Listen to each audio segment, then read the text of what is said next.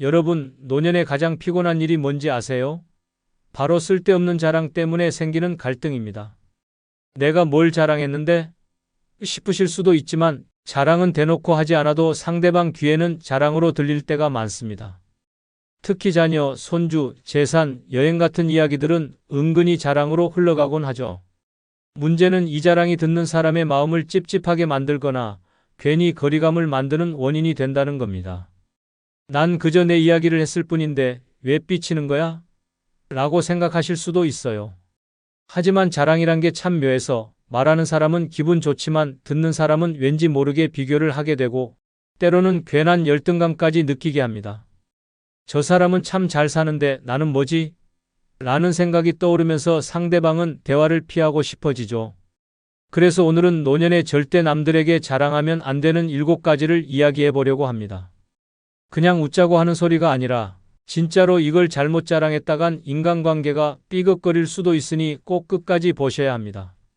노년의 평화로운 관계를 지키기 위해 그리고 괜히 자랑쟁이라는 소리를 듣지 않기 위해 어떤 이야기를 조심해야 할지 지금부터 시작해 볼까요?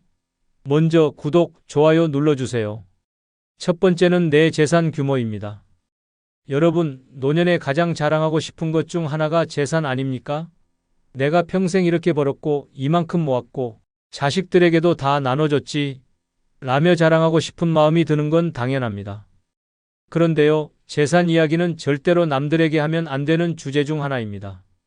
이유요? 이건 사람들 사이에 은근히 질투와 의심을 부르는 최고의 화두이기 때문입니다. 가령 친구 모임에서 우리 집값이 요즘 10억이 넘었다네라고 슬쩍 흘렸다고 생각해 보세요. 듣는 순간 친구들의 머릿속엔 저 사람 참 잘 나가네 라는 생각과 동시에 근데 왜 저번에 밥값은 내가 냈지? 라는 의문이 떠오를 겁니다. 더 심한 경우 그 돈 다 어디서 났을까? 라며 쓸데없는 추측까지 하게 되죠. 가족들 사이에서도 마찬가지입니다. 자식들에게 재산 이야기를 꺼내면 우리 부모님에게 얼마나 남았을까?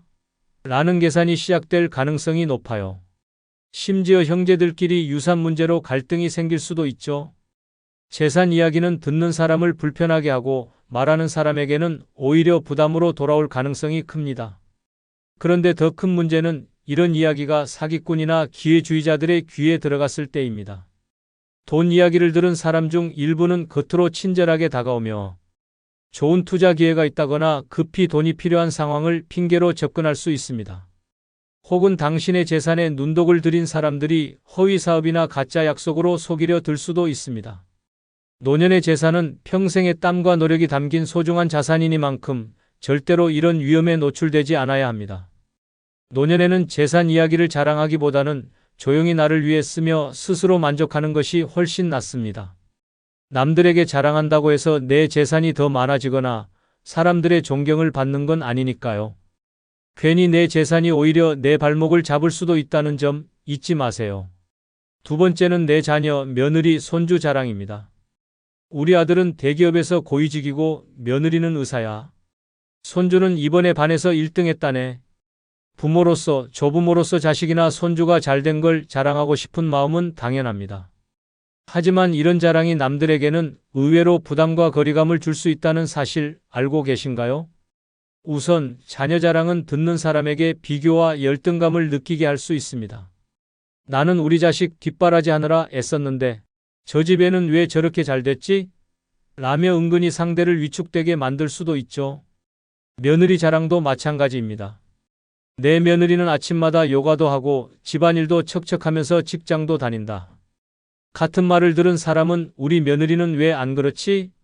라며 불편함을 느낄 수 있습니다. 손주 자랑은요? 그건 또 다른 레벨의 불편함을 줍니다. 우리 손주는 이번에 피아노 대회에서 상을 받았다는 말을 들으면 상대방은 우리 손주는 피아노를 배우지도 않는데라며 민망함과 박탈감을 느낄 수 있어요. 심지어 듣는 사람에게 손주가 없을 경우에는 더 큰 거리감을 줄 수도 있습니다. 그리고 중요한 포인트, 자녀와 손주 자랑은 당사자들에게도 부담을 줍니다. 엄마, 제발 친구들 앞에서 내 얘기 좀 하지 마세요 라는 말을 들어본 적 있으신가요? 과도한 자랑은 자식들에게 과도한 기대감과 압박을 주며 손주들에게도 나는 꼭 잘해야 해라는 불필요한 스트레스를 줄 수 있습니다. 세 번째는 내 젊었을 때 잘 나갔던 이야기입니다.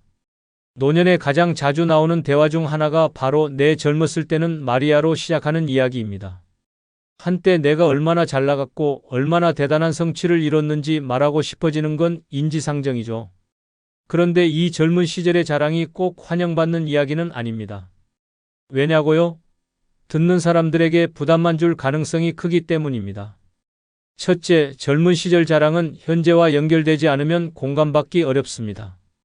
예를 들어 내가 그때는 사장 자리까지 올라갔었지 라고 해도 지금은 은퇴한 상태라면 그 이야기는 과거에 멈춰버린 이야기일 뿐입니다. 상대방은 그래서 지금은요? 라는 생각을 하게 될 수 있죠. 둘째, 젊었을 때 이야기는 자칫 듣는 사람들에게 상대적인 박탈감을 줄 수 있습니다. 특히 듣는 사람이 현재 힘든 상황이라면 아, 저 사람은 저렇게 잘 나갔는데 나는 왜 이럴까? 라는 생각을 하게 될지도 모릅니다. 셋째, 젊었을 때 잘 나갔다는 이야기는 반복될수록 추억에만 매달리는 사람이라는 인상을 줄 수 있습니다.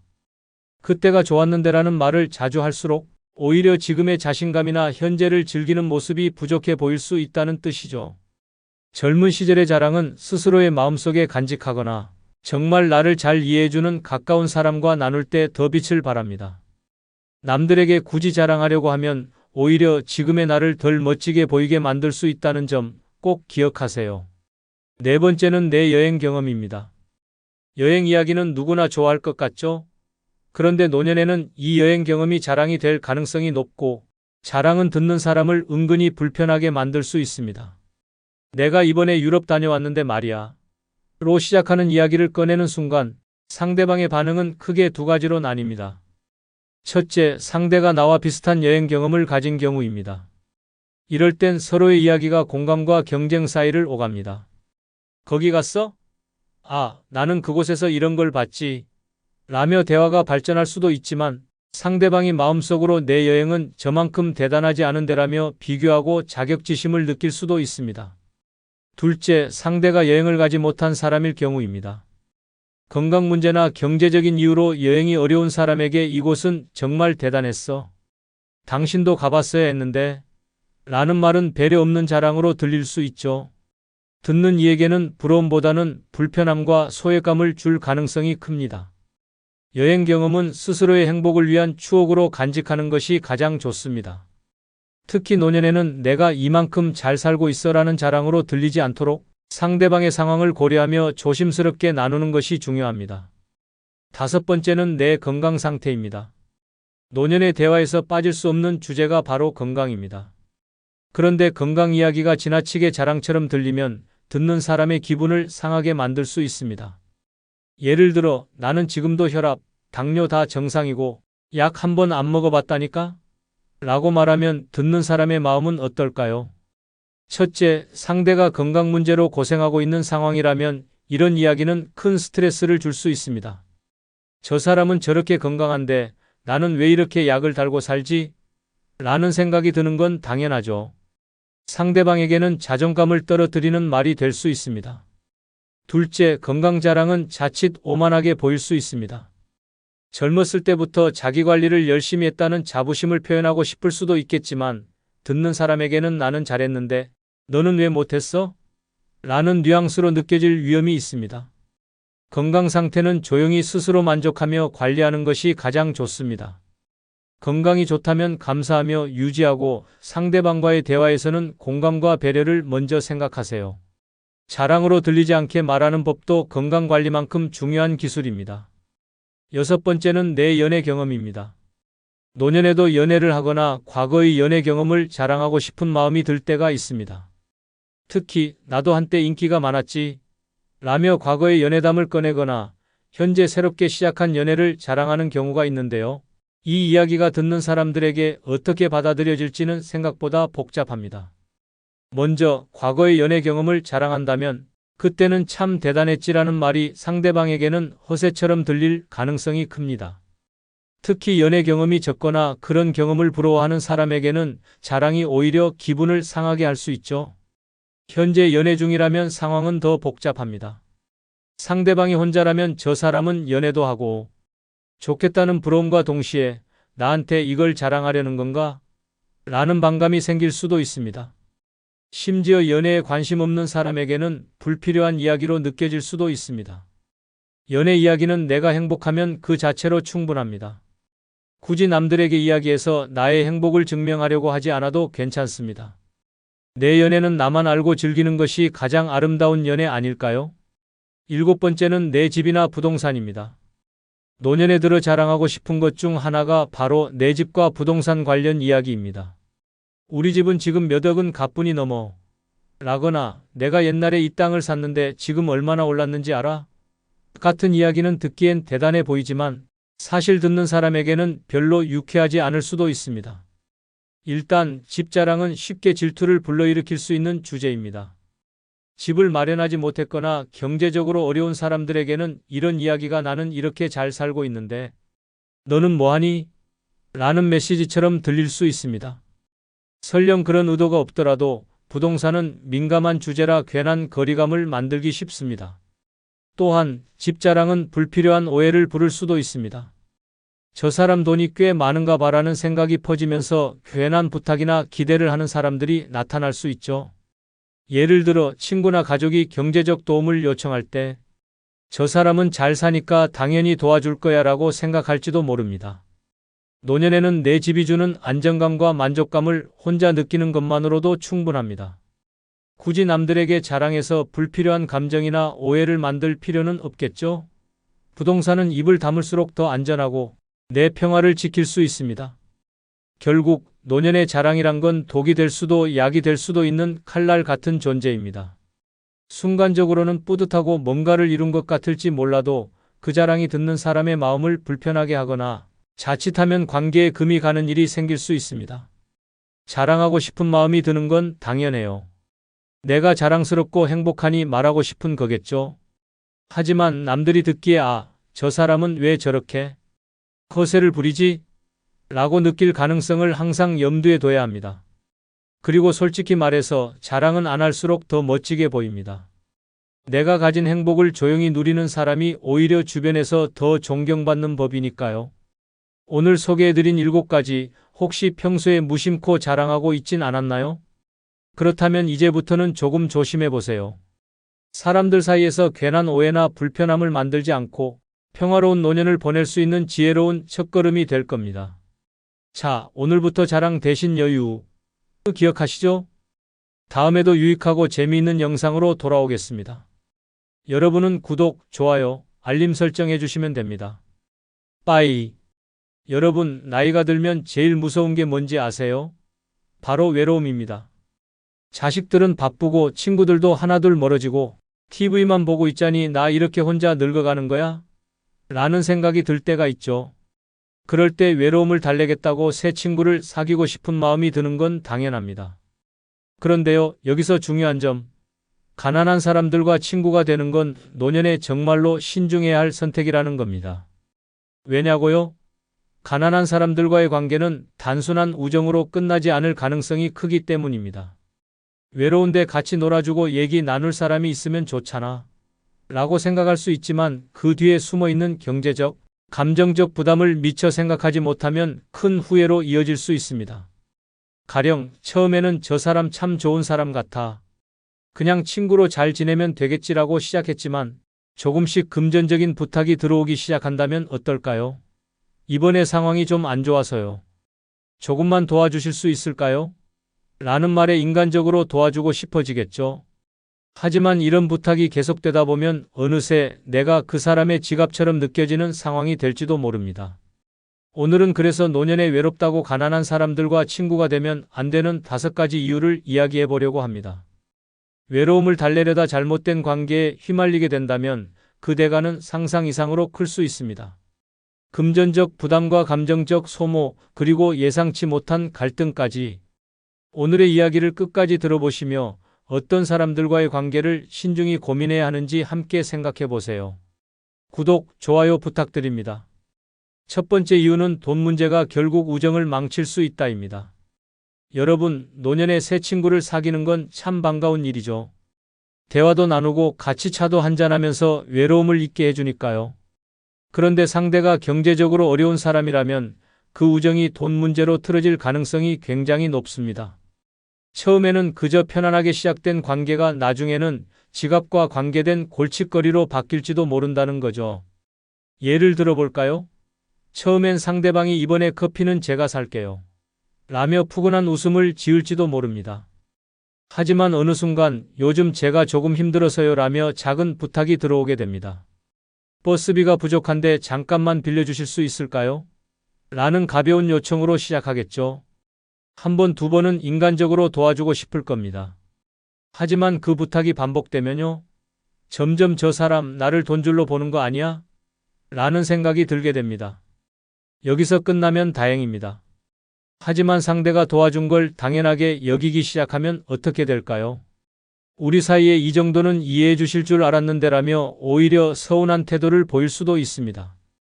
심지어 부탁을 거절했을 때 그 친구가 상처받고 관계가 틀어지는 경우도 많습니다. 결국 돈 문제는 친구를 도와주는 것으로 시작되지만 우정을 깨뜨리는 단초가 되는 경우가 대부분입니다. 그리고 이런 상황은 단순히 금전적인 부담으로 끝나지 않습니다. 이번에는 얼마를 빌려줘야 하지? 라며 고민하는 내 모습, 그리고 이 돈을 빌려주고 나면 내가 불편해지는 건 아닐까? 라는 스트레스까지. 이런 갈등과 불편함이 쌓이면서 결국에는 내가 그 관계를 유지하기 어려워지게 됩니다. 노년의 우정은 진정한 마음의 교류에서 시작되어야 합니다. 돈이라는 현실적인 문제가 끼어들게 되면 그 관계는 한쪽이 손해를 보는 불평등한 관계로 변질될 가능성이 큽니다. 아무리 따뜻한 마음으로 도와주고 싶어도 상대방의 경제적 문제를 해결할 수는 없습니다. 그 문제를 떠안는 순간 내가 평화롭고 안정된 노년의 삶을 잃게 될 수도 있다는 걸 기억해야 합니다. 두 번째 이유는 부정적인 에너지가 나에게 전염될 수 있다입니다. 여러분, 인간관계라는 건 참 묘합니다. 누구와 어울리느냐에 따라 내 삶의 분위기와 에너지가 확 바뀌거든요. 그런데 가난한 사람들, 특히 삶에 대한 부정적인 태도를 가진 사람들과 친구가 되면 그 어두운 에너지가 나에게도 자연스럽게 스며들 수 있습니다. 가난한 사람이라고 다 부정적이라는 건 아닙니다. 하지만 어려운 경제 상황에 처한 사람들 중에는 스스로 상황을 개선하려는 의지보다는 세상에 대한 원망과 불평, 불만을 쏟아내는 경우가 많습니다. 처음에는 그래, 얼마나 힘들면 저렇게 말하겠어 라며 이해하고 넘어갈 수 있을 겁니다. 하지만 대화가 이어질수록 상황은 달라집니다. 예를 들어 친구와 만나면 대화가 항상 비슷하게 흘러갑니다. 세상 참 불공평하지 않아? 저 사람은 저렇게 잘 사는데 난 왜 이 모양일까? 요즘 물가는 왜 이렇게 올랐어? 도대체 정부는 뭘 하고 있는 거야? 처음엔 고개를 끄덕이며 공감할 수 있겠지만 대화의 주제가 매번 이런 식으로 부정적인 이야기로 끝난다면 나도 모르게 지치게 됩니다. 결국 나도 같은 불평을 하게 되고 내 시선마저 부정적으로 변하기 시작합니다. 또한 부정적인 태도를 가진 사람들은 대체로 문제 해결보다는 문제를 확대하는 데 더 익숙합니다. 나는 어차피 해도 안 될 거야 라며 희망조차 가지지 않는 태도를 보이면 그런 대화는 내 에너지까지 소진시키게 됩니다. 나도 모르게 내가 왜 이런 대화를 계속하고 있지? 라는 의문이 들게 되고 집으로 돌아오는 길에 한숨이 늘어날 수도 있습니다. 노년에는 긍정적인 에너지가 중요합니다. 내가 하루하루를 기쁘고 보람차게 살아가는 데 있어 주변 사람들의 영향은 절대적으로 크거든요. 하지만 부정적인 대화를 반복적으로 듣다 보면 마치 탁한 물에 손을 씻는 것처럼 내 마음이 맑아지지 않고 자꾸 흐려지게 됩니다. 그리고 그 에너지가 쌓이다 보면 어느새 나의 밝고 긍정적인 삶의 태도마저 무너질 수 있습니다. 결국 친구라는 존재는 나의 삶을 더 따뜻하게 만들어야지 더 피곤하게 만들어서는 안 됩니다. 가난한 친구와의 관계는 처음엔 외로움을 달래주는 좋은 선택처럼 보일지 몰라도 부정적인 에너지와 대화가 이어지면 결국 나의 삶을 우울하게 만들 가능성이 큽니다. 세 번째 이유는 그들의 문제는 끝없이 커질 수 있다입니다. 여러분, 가난한 사람들과 친구가 되는 건 처음엔 좋은 친구가 되어줘야지라는 따뜻한 마음에서 시작될 겁니다. 하지만 현실은 생각보다 훨씬 복잡합니다. 가난한 사람의 문제는 끝이 없고 그 끝없는 문제들이 결국 나에게까지 영향을 미칠 가능성이 크기 때문이죠. 처음에는 단순히 요즘 조금 힘드네 정도의 이야기로 시작됩니다. 생활비가 빠듯해서 힘들어라거나 요즘 병원비가 부담돼 같은 하소연 정도는 누구나 이해할 수 있겠죠. 그래서 그래, 힘들겠네. 내가 같이 고민해 줄게라며 좋은 친구로서 들어줄 수도 있습니다. 하지만 문제는 여기서 끝나지 않는다는 겁니다. 문제는 종종 한 가지 어려움이 다른 문제를 낳는다는 점입니다. 생활비가 부족하다 보니 빚을 지게 되고 그 빚을 갚으려고 또 다른 빚을 내게 되는 악순환이 이어질 수 있습니다. 이 과정에서 그 친구가 이제 나 혼자 감당하기 힘드니 너라도 좀 도와줄 수 있겠니? 라고 요청할 가능성도 높아지죠. 처음엔 작은 부탁이었는데 어느 순간 이번 달만 좀 부탁할게 라는 말이 반복되면서 내가 그 문제의 일부가 되어가는 상황이 벌어질 수 있습니다. 그리고 가장 큰 문제는 그들의 상황이 개선될 가능성이 낮다는 겁니다. 경제적으로 어려운 상황에 처한 사람들 중 일부는 본인의 문제를 스스로 해결하려는 의지보다는 주변 사람들에게 의존하려는 경향을 보이는 경우가 많습니다. 내가 들어주고 도와주는 만큼 이 친구가 있으니 괜찮겠지라는 생각이 자리 잡게 되고 결국 나는 계속해서 그 문제의 한가운데에 놓이게 될 수도 있습니다. 네 번째 이유는 그들의 가족 문제에 휘말릴 수 있다입니다. 여러분, 노년에 가장 소중한 건 뭐니 해도 평화입니다. 그런데 가난한 사람들과 친구가 되면 그 평화가 한순간에 깨질 수 있습니다. 왜냐고요? 그들의 가족 문제에 내가 끼어들게 될 가능성이 크기 때문입니다. 처음엔 그냥 친구와만 관계를 맺는 거라고 생각했을 겁니다. 나는 그저 저 사람과 얘기 나누고 커피 한잔하면서 외로움을 달랠 거야 라고요. 그런데 어느 날 친구가 갑자기 이런 이야기를 꺼냅니다. 우리 집 애들이 요즘 말썽이라서 가족들이 나를 너무 힘들게 해요. 형제가 돈 문제로 자꾸 싸우는데 내가 중재를 해야 해서 듣다 보면 어느새 나는 그들의 가족 문제에 대한 조언자가 되어 있는 겁니다. 여기서 끝나면 다행이죠. 그런데 점점 그 이야기가 구체화됩니다. 우리 가족이 돈이 부족해서 힘들어라는 하소연이 이어지고 혹시 내가 조금 도와줄 수 있을까? 라는 말로 발전할 가능성도 큽니다. 게다가 그들의 가족 중 누군가가 직접 나에게 연락을 해 어르신, 우리 부모님 친구 좀 잘 부탁드려요 라고 하는 경우도 생길 수 있습니다. 더 큰 문제는 가난한 사람의 가족들은 종종 서로 의지하며 얽힌 관계를 가지고 있다는 겁니다. 내가 그 친구와만 대화한다고 생각했는데 어느새 그 가족의 문제까지 내가 책임져야 하는 상황이 될 수도 있습니다. 자식들, 형제들, 심지어 친척들까지 엮이면서 내가 이 나이에 왜 남의 가족 문제로 골머리를 썩이고 있지? 라는 후회가 들게 될 수도 있죠. 노년에는 내 가족만 챙기기도 벅찬 시기입니다. 친구의 가족 문제에까지 얽히다 보면 그 관계는 점점 피곤하고 골치 아픈 일로 변질될 가능성이 큽니다. 결국 외로움을 달래려다 오히려 내 평화를 잃는 선택이 될 수 있다는 점을 꼭 기억하세요. 다섯 번째 이유는 내 외로움을 더 크게 느끼게 만들 수도 있다입니다. 여러분, 외로움을 달래기 위해 친구를 사귀는 건데 그 친구가 오히려 외로움을 더 키우는 경우도 있다는 거 알고 계신가요? 특히 가난한 사람들과 친구가 되면 이런 일이 벌어질 가능성이 더 높습니다. 처음엔 좋은 친구가 생겼으니 이제 외롭지 않을 거야 라고 생각할 겁니다. 하지만 그 친구와의 대화가 반복될수록 이상한 기분이 들기 시작합니다. 그들의 이야기를 듣다 보면 나는 왜 이런 얘기를 계속 듣고 있어야 하지?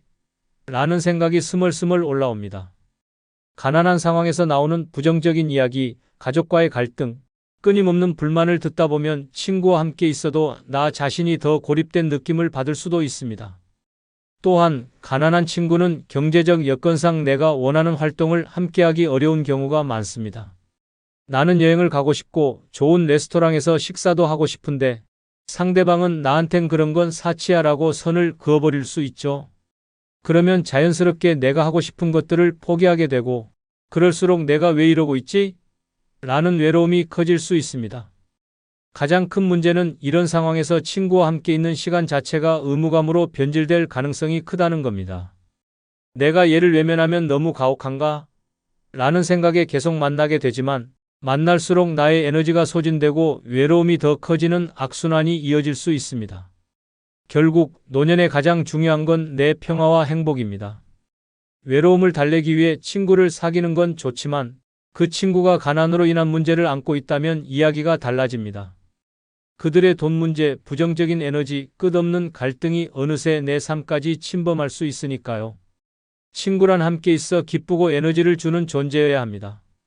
하지만 잘못된 친구를 사귀게 되면 외로움을 해결하기는커녕 더 큰 스트레스와 부담을 안게 될 수 있습니다. 노년의 삶에서 그건 정말 피해야 할 상황 아닐까요? 그러니 친구를 사귈 때도 신중하세요. 내 삶을 복잡하게 만드는 관계보다 나의 여유를 지켜주는 관계를 선택하세요. 외로움은 잠깐이고 잘못된 친구는 평생 후회를 남길 수 있습니다. 노년엔 내 마음의 평화가 가장 소중하다는 걸 기억하세요. 마지막으로 중국 알리바바의 창업자 마윈의 유명한 말 중 하나인 가난한 사람과는 사업하지 마라는 글로 마치겠습니다. 가난한 사람과는 사업하지 마라. 가난한 사람들은 종종 모든 기회를 문제로 바꾼다. 무언가를 제안하면 그게 가능하겠어? 라고 의심부터 한다. 좋은 아이디어를 내면 그거 돈 안 될 거야 라며 부정적으로 본다.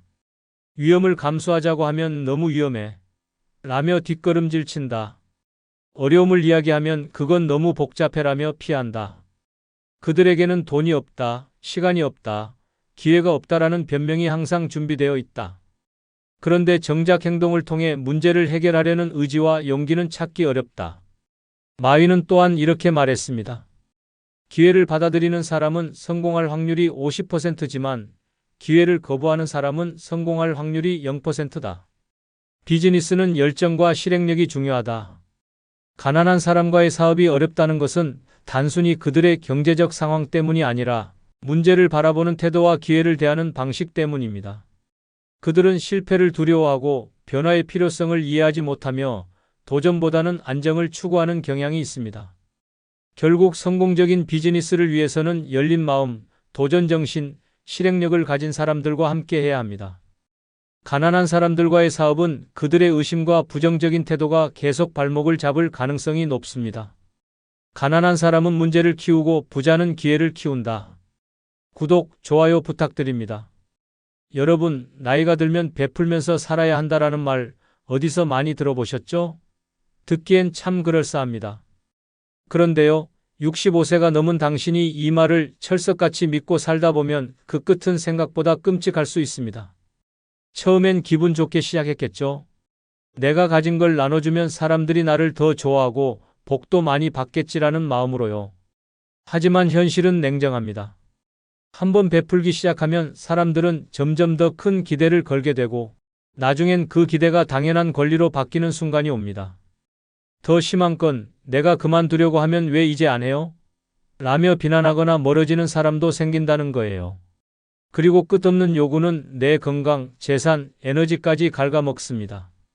내가 베푸는 게 그들에게 당연하면서 호구 취급당하고 심지어 내 도움을 이용하려는 사기꾼들까지 몰려들게 됩니다. 베푸는 삶이 오히려 내 노후에 가장 큰 위협이 될 수 있다는 거죠. 오늘은 그래서 65세 이후에 남들에게 이것저것 베풀며 살면 절대 안 되는 7가지 이유를 이야기해 보려고 합니다. 이 내용을 듣고 나면 베풀면서 살아야 한다는 그 고정관념을 당장 깨고 싶어질 겁니다. 내 인생을 지키기 위해 지금부터라도 현명하게 살아야 하지 않을까요? 끝까지 들어보세요. 아참 구독, 좋아요, 알림 설정 부탁드립니다. 첫 번째 이유는 베품이 당연한 줄 알게 된다입니다. 처음엔 좋은 마음에서 시작합니다. 저 사람 참 힘들어 보이네. 내가 조금 도와줘야지. 그런데 여러분, 한번 베풀면 그게 끝이 아닙니다. 사람은 참 묘해서요. 한 번 받은 걸 고맙게. 여기다가도 2번, 3번 받으면 그게 당연한 권리라고 착각하기 시작합니다. 예를 들어 동네 이웃이나 친척이 갑자기 이렇게 말한다면 어떨까요? 이번에도 조금만 부탁드릴게요. 처음엔 내가 돕는 게 큰 도움이 되겠지라고 생각하겠지만 그 부탁이 점점 더 커지고 반복되면 마음이 달라집니다. 어느새 그 사람은 이 정도는 저분이 당연히 해주는 거지 라고 여길지도 모릅니다. 더 심각한 건 한번 거절하기 시작하면 상대가 왜 이제 와서 안 도와주냐? 라며 서운함을 느끼고 오히려 관계가 틀어질 수도 있다는 겁니다. 이건 단순히 돈이나 물건의 문제가 아닙니다. 내 시간, 내 에너지, 내 마음까지 베풀다가 보면 정작 내가 필요한 순간에 남아있는 게 없을 수도 있어요. 이젠 좀 쉬어야지라고 결심했을 땐 이미 늦은 경우가 많습니다. 노년에는 내 삶의 주인으로 살아야 합니다. 베풀지 말라는 게 아닙니다. 다만 내가 지치고 힘들어질 정도로 남들에게 의존심을 키워주는 일은 피해야 한다는 거죠.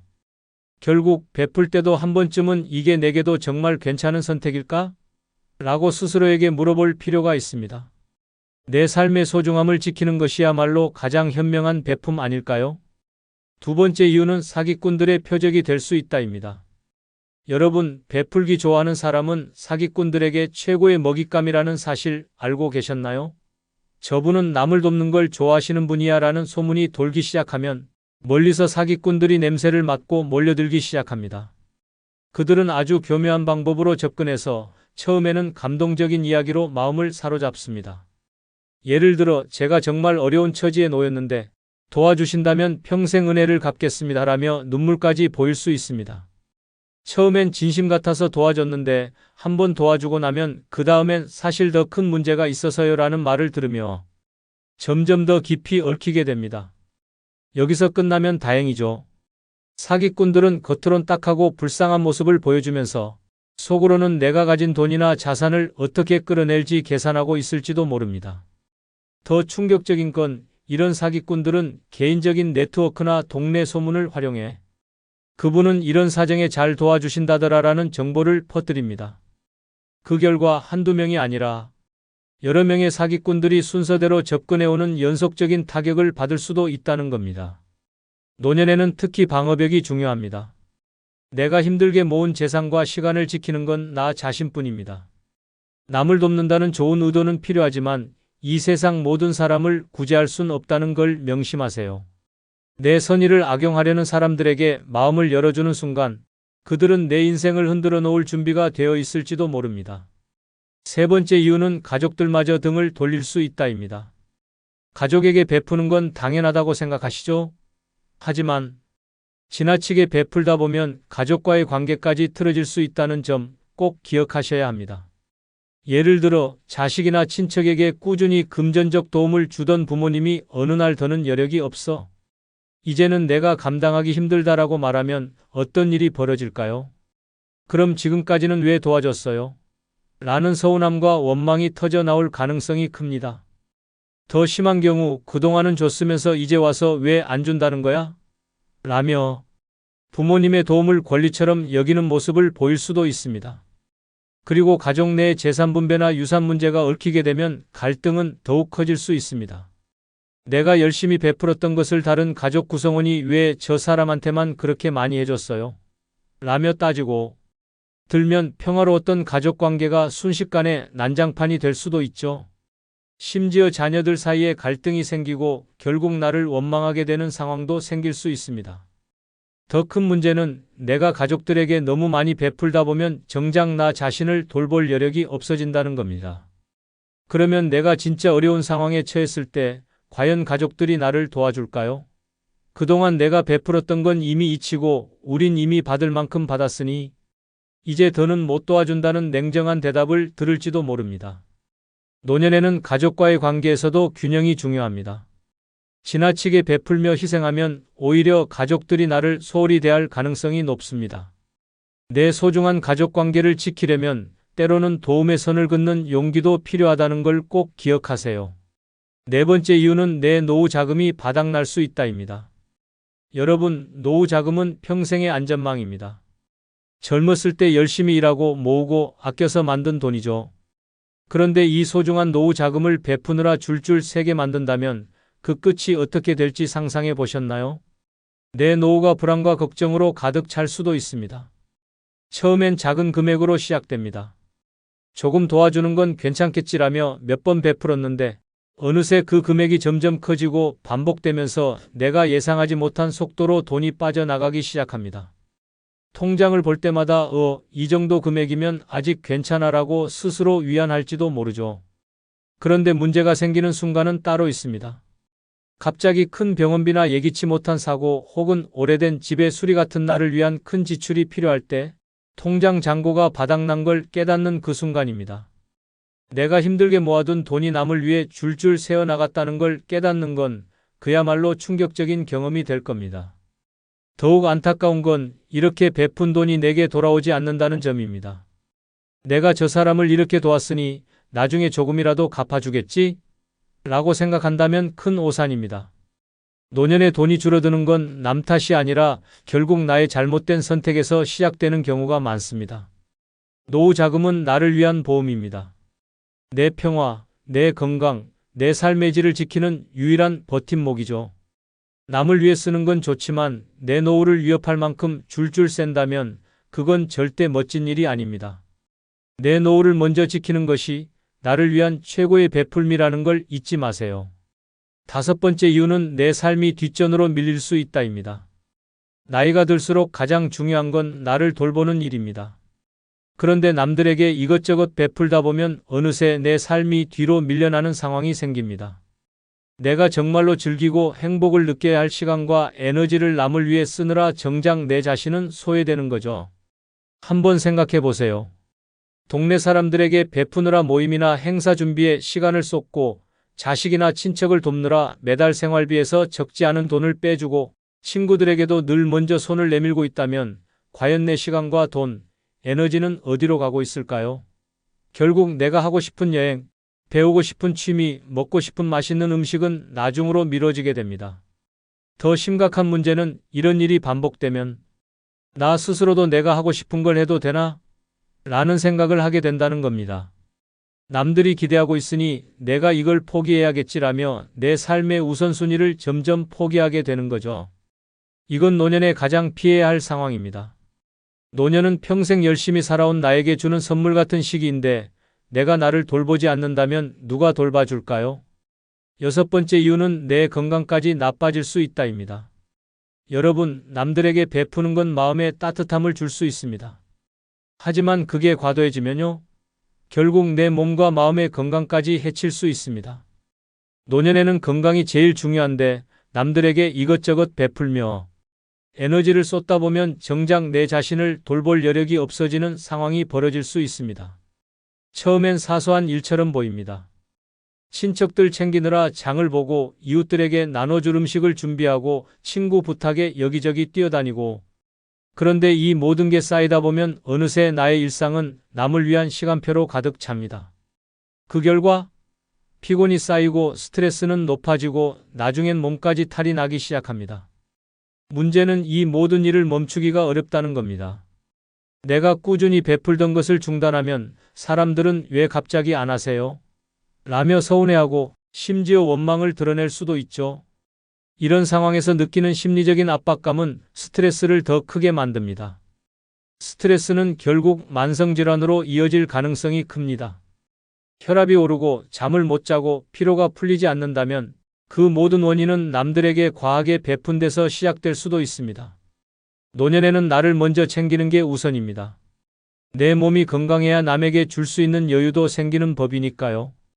베풀고 싶다면 무리하지 않는 선에서, 그리고 내 에너지와 건강을 지키는 범위 안에서 해야 합니다. 베품도 내가 건강해야 가치가 있다는 걸 꼭 기억하세요. 내 건강이 무너지면 나도 남도 결국 행복하지 않습니다. 7번째 이유는 나를 진짜 소중히 여길 시간이 없다입니다. 노년은 나 자신과의 관계를 다시 쌓아야 할 시기입니다. 그동안 열심히 일하고 가족을 챙기고 사회에 헌신하며 살았다면 이제는 내 삶의 주인공으로서 나를 위해 살아야 할 때입니다. 그런데 남들에게 베푸는 일에 너무 많은 시간과 에너지를 쓰다 보면 정작 나를 돌보는 시간이 없어지는 아이러니한 상황이 벌어집니다. 한번 생각해 보세요. 나를 위해 하루를 보내본 게 언제였지? 라는 질문에 답할 수 없다면 그건 이미 내 삶이 남들에게 뺏기고 있다는 신호일지도 모릅니다. 아침에 일어나서부터 오늘은 누굴 도와야 하지? 라고 생각하고 내가 하고 싶은 일은 나중으로 미뤄둔다면 그건 내 삶이 아니라 남의 삶을 대신 살아주는 것일 뿐입니다. 더 심각한 문제는 이렇게 사는 게 반복되다 보면 나도 모르게 나 자신을 소홀히 여기기 시작한다는 것입니다. 나는 괜찮아. 이 정도쯤은 감당할 수 있어라는 생각으로 남을 챙기다 보면 나중엔 내가 진짜 원하는 게 뭔지조차 잊어버리게 됩니다. 내 행복이 무엇인지, 내가 뭘 좋아하는지도 모른 채 하루를 마감하는 날이 많아질지도 모릅니다. 노년에는 내가 나를 돌보고 나를 소중히 여기는 시간이 가장 필요합니다.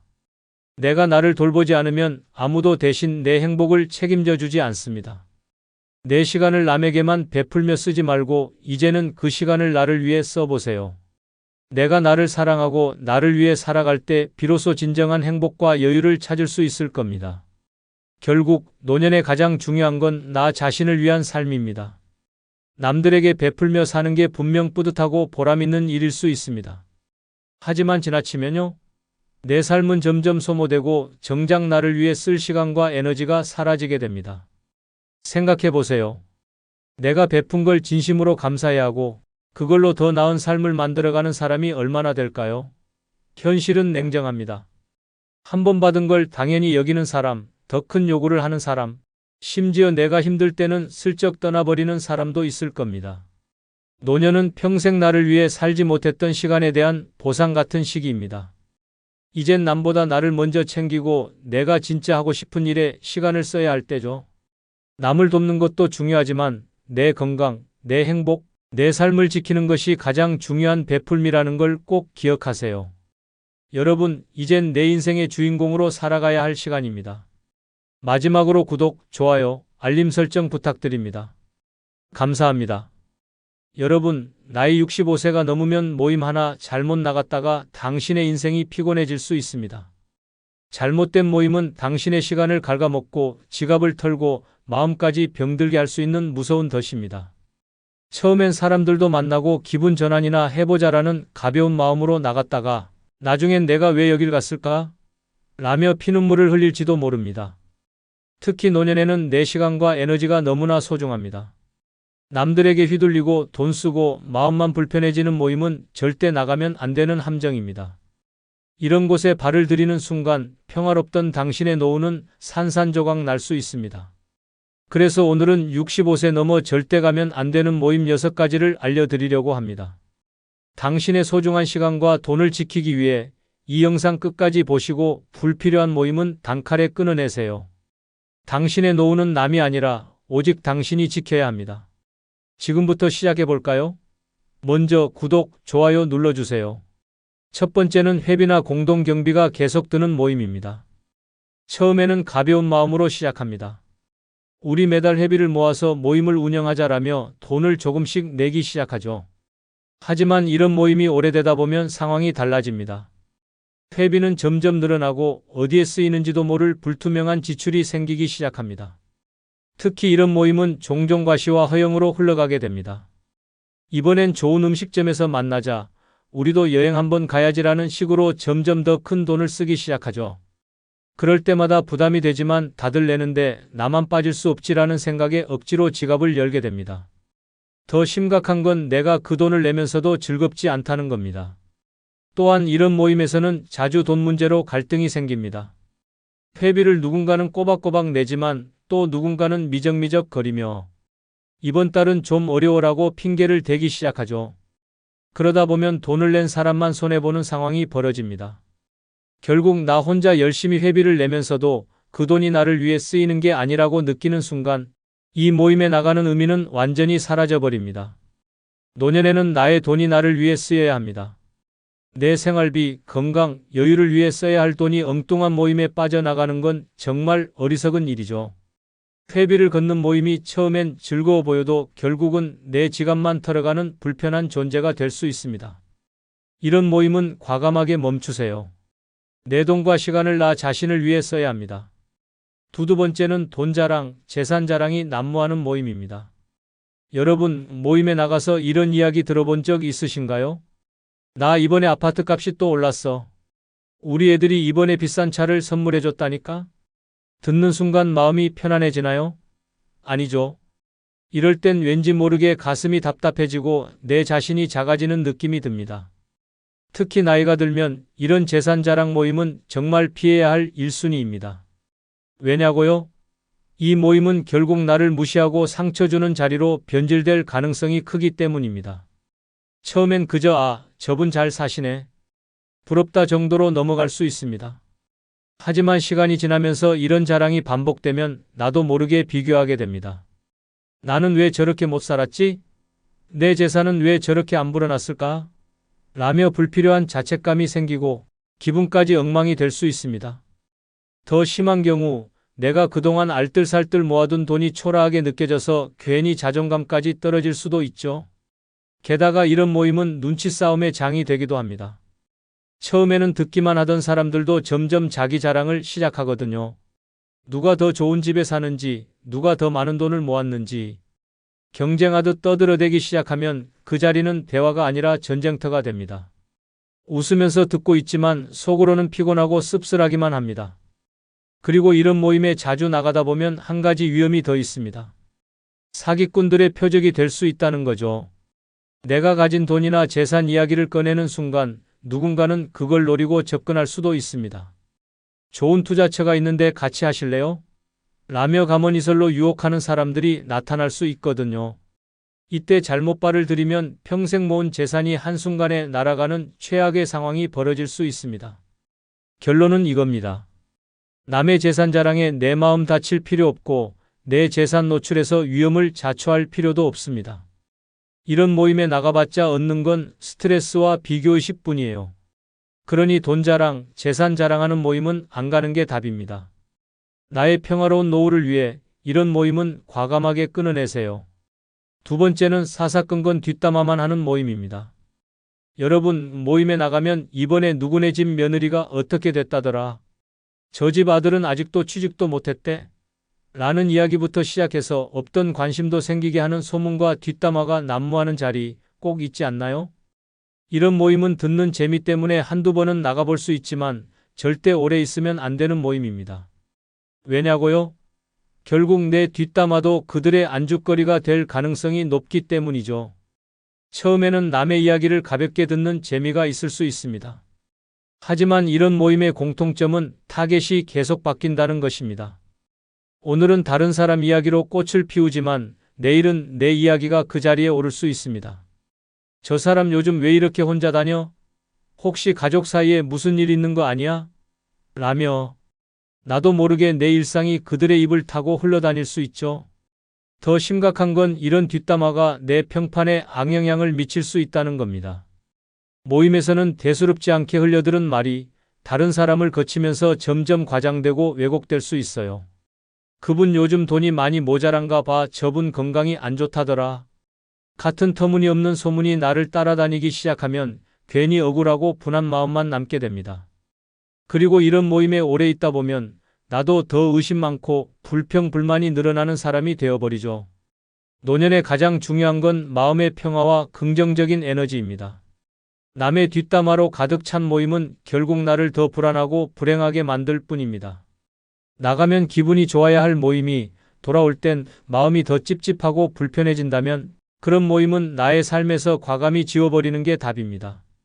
내 노후의 품격을 위해 뒷담화만 하는 모임은 절대 가지 마세요. 세 번째는 건강을 해치는 과음과식 모임입니다. 여러분, 모임에 가면 빠지지 않는 게 뭔지 아세요? 바로 술과 기름진 음식입니다. 오랜만에 만났으니 한잔해야지 라는 말로 시작해 밥상에는 기름, 좔좔 흐르는 고기, 짠 반찬들이 올라오고 잔은 끝도 없이 채워집니다. 그 자리에서는 웃고 떠들며 기분 좋을지 몰라도 집에 돌아온 뒤 몸이 망가지는 소리가 들리는 듯하지 않나요? 노년에 가장 중요한 건 뭐니 해도 건강입니다. 하지만 이런 과음과식 모임에 나가면 내 건강은 나 몰라라 내팽개쳐지기 시작합니다. 에이, 한 번쯤은 괜찮겠지라며 넘겼다가 어느새 그런 모임이 매주, 매달 반복되면 어떻게 될까요? 혈압이 쑥 올라가고 혈당은 높아지고 배는 점점 나오고 병원에서 조심하셔야겠어요 라는 경고를 듣는 건 시간 문제입니다. 더 큰 문제는 이런 모임이 끝나고 나면 남는 게 없다는 것입니다. 나의 건강은 나빠지고 주머니 사정도 가벼워지지만 정작 내 인생에 의미 있는 대화나 깊은 관계는 찾아보기 어렵습니다. 오늘 참 재미있었어 라고 생각하겠지만 그 즐거움은 잠깐이고 몸은 다음 날까지 숙취와 더부룩함으로 고생할 겁니다. 게다가 이런 모임에 자주 나가다 보면 나쁜 습관이 몸에 배기 시작합니다. 처음엔 어색해서 한두 잔 마시던 술이 어느새 없으면 허전해지고 소식하던 식사량도 점점 늘어납니다. 결국 이런 반복된 생활이 나를 만성 질병의 길로 이끌게 되죠. 더 심각한 건 병원비로 나가는 돈까지 늘어나니 결국 건강과 재정 모두에 타격을 입게 되는 겁니다. 네 번째는 투자나 사업 정보를 공유하는 모임입니다. 여러분, 나이가 들면 은퇴 후에도 돈을 좀 더 불려봐야겠다는 생각이 들 때가 있습니다. 이때 주변에서 좋은 투자처가 있다, 수익이 확실한 사업이 있으니 한번 해보시라며 솔깃한 제안을 하는 사람들이 꼭 등장합니다. 이런 모임에 가면 처음엔 다들 똑똑한 척, 아는 척하며 화려한 말잔치를 벌입니다. 이건 대박이야, 나만 알고 있는 기회야 라는 말이 쏟아지죠. 하지만 아시나요? 이런 모임의 대부분은 내 돈을 노리는 덫일 가능성이 큽니다. 주식, 부동산, 코인 투자, 심지어 새로운 사업까지 그럴싸한 이야기로 시작되지만 결과는 대부분 돈을 날렸다로 끝납니다. 특히 노년의 돈은 평생 일해서 어렵게 모은 소중한 자산입니다. 그걸 검증되지 않은 투자나 사업에 넣었다가 한 방에 날리는 상황이 벌어진다면 어떨까요? 그 후회와 충격은 이루 말할 수 없을 겁니다. 더 무서운 건 이런 모임이 소문과 분위기에 휩쓸리기 쉽다는 겁니다. 다들 한다니까 나도 해야겠다, 저 사람도 투자했대라는 생각에 휩쓸려 결정하게 되면 그때부터 내 돈은 내 손을 떠난 거나 다름없습니다. 심지어 손해를 봤다고 말하면 모임 사람들은 투자는 원래 그런 거지라며 발을 빼버릴 겁니다. 노년에는 안정이 최고의 재산입니다. 남의 투자 정보에 귀가 팔랑거려선 안 됩니다. 진짜 믿을 만한 정보라면 모임이 아니라 전문가를 찾아가는 게 정답입니다. 돈과 투자 이야기가 도는 모임은 결국 내 돈을 위험에 빠뜨리는 시작일 뿐입니다. 다섯 번째는 보험이나 다단계 권유하는 모임입니다. 여러분, 이런 경험 있으시죠? 오랜만에 친구가 반갑게 연락해서 모임에 나갔더니 시작은 따뜻한 안부였는데 어느 순간 슬쩍 말을 꺼냅니다. 나 정말 좋은 사업 하나 하고 있어. 너도 하면 좋아. 또는 이 보험 하나 들면 노후 걱정 끝이야. 라는 이야기 말이죠. 그 순간부터 모임의 분위기는 급격히 바뀌고 나는 지갑을 겨냥한 타겟이 되어버립니다. 이런 모임은 정말 조심해야 합니다.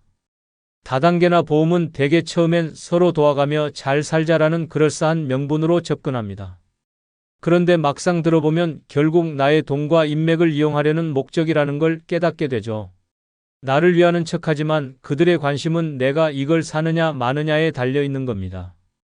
특히 나이가 들면 건강이나 재정에 대한 불안감이 커지다 보니 이런 권유에 더 쉽게 마음이 흔들릴 수 있습니다. 이 상품 하나면 노후가 편안해질 거야 라는 말을 믿고 가입했다가 나중에야 돈만 쓰고 남는 건 종이 한 장뿐이라는 걸 알게 될 수도 있어요. 그때의 허탈함과 후회는 이루 말할 수 없죠. 게다가 이런 모임에 빠지면 나도 모르게 친구들을 잃을 수도 있습니다. 나에게 보험이나 상품을 권유하던 사람이 결국 너도 주변에 한두 명만 소개해줘라고 요구하기 시작하면요. 내 친구들까지 끌어들여야 하는 상황이 벌어지고 인간관계는 엉망이 되어버립니다. 명심하세요. 진짜 좋은 기회는 모임에서 권유되지 않습니다.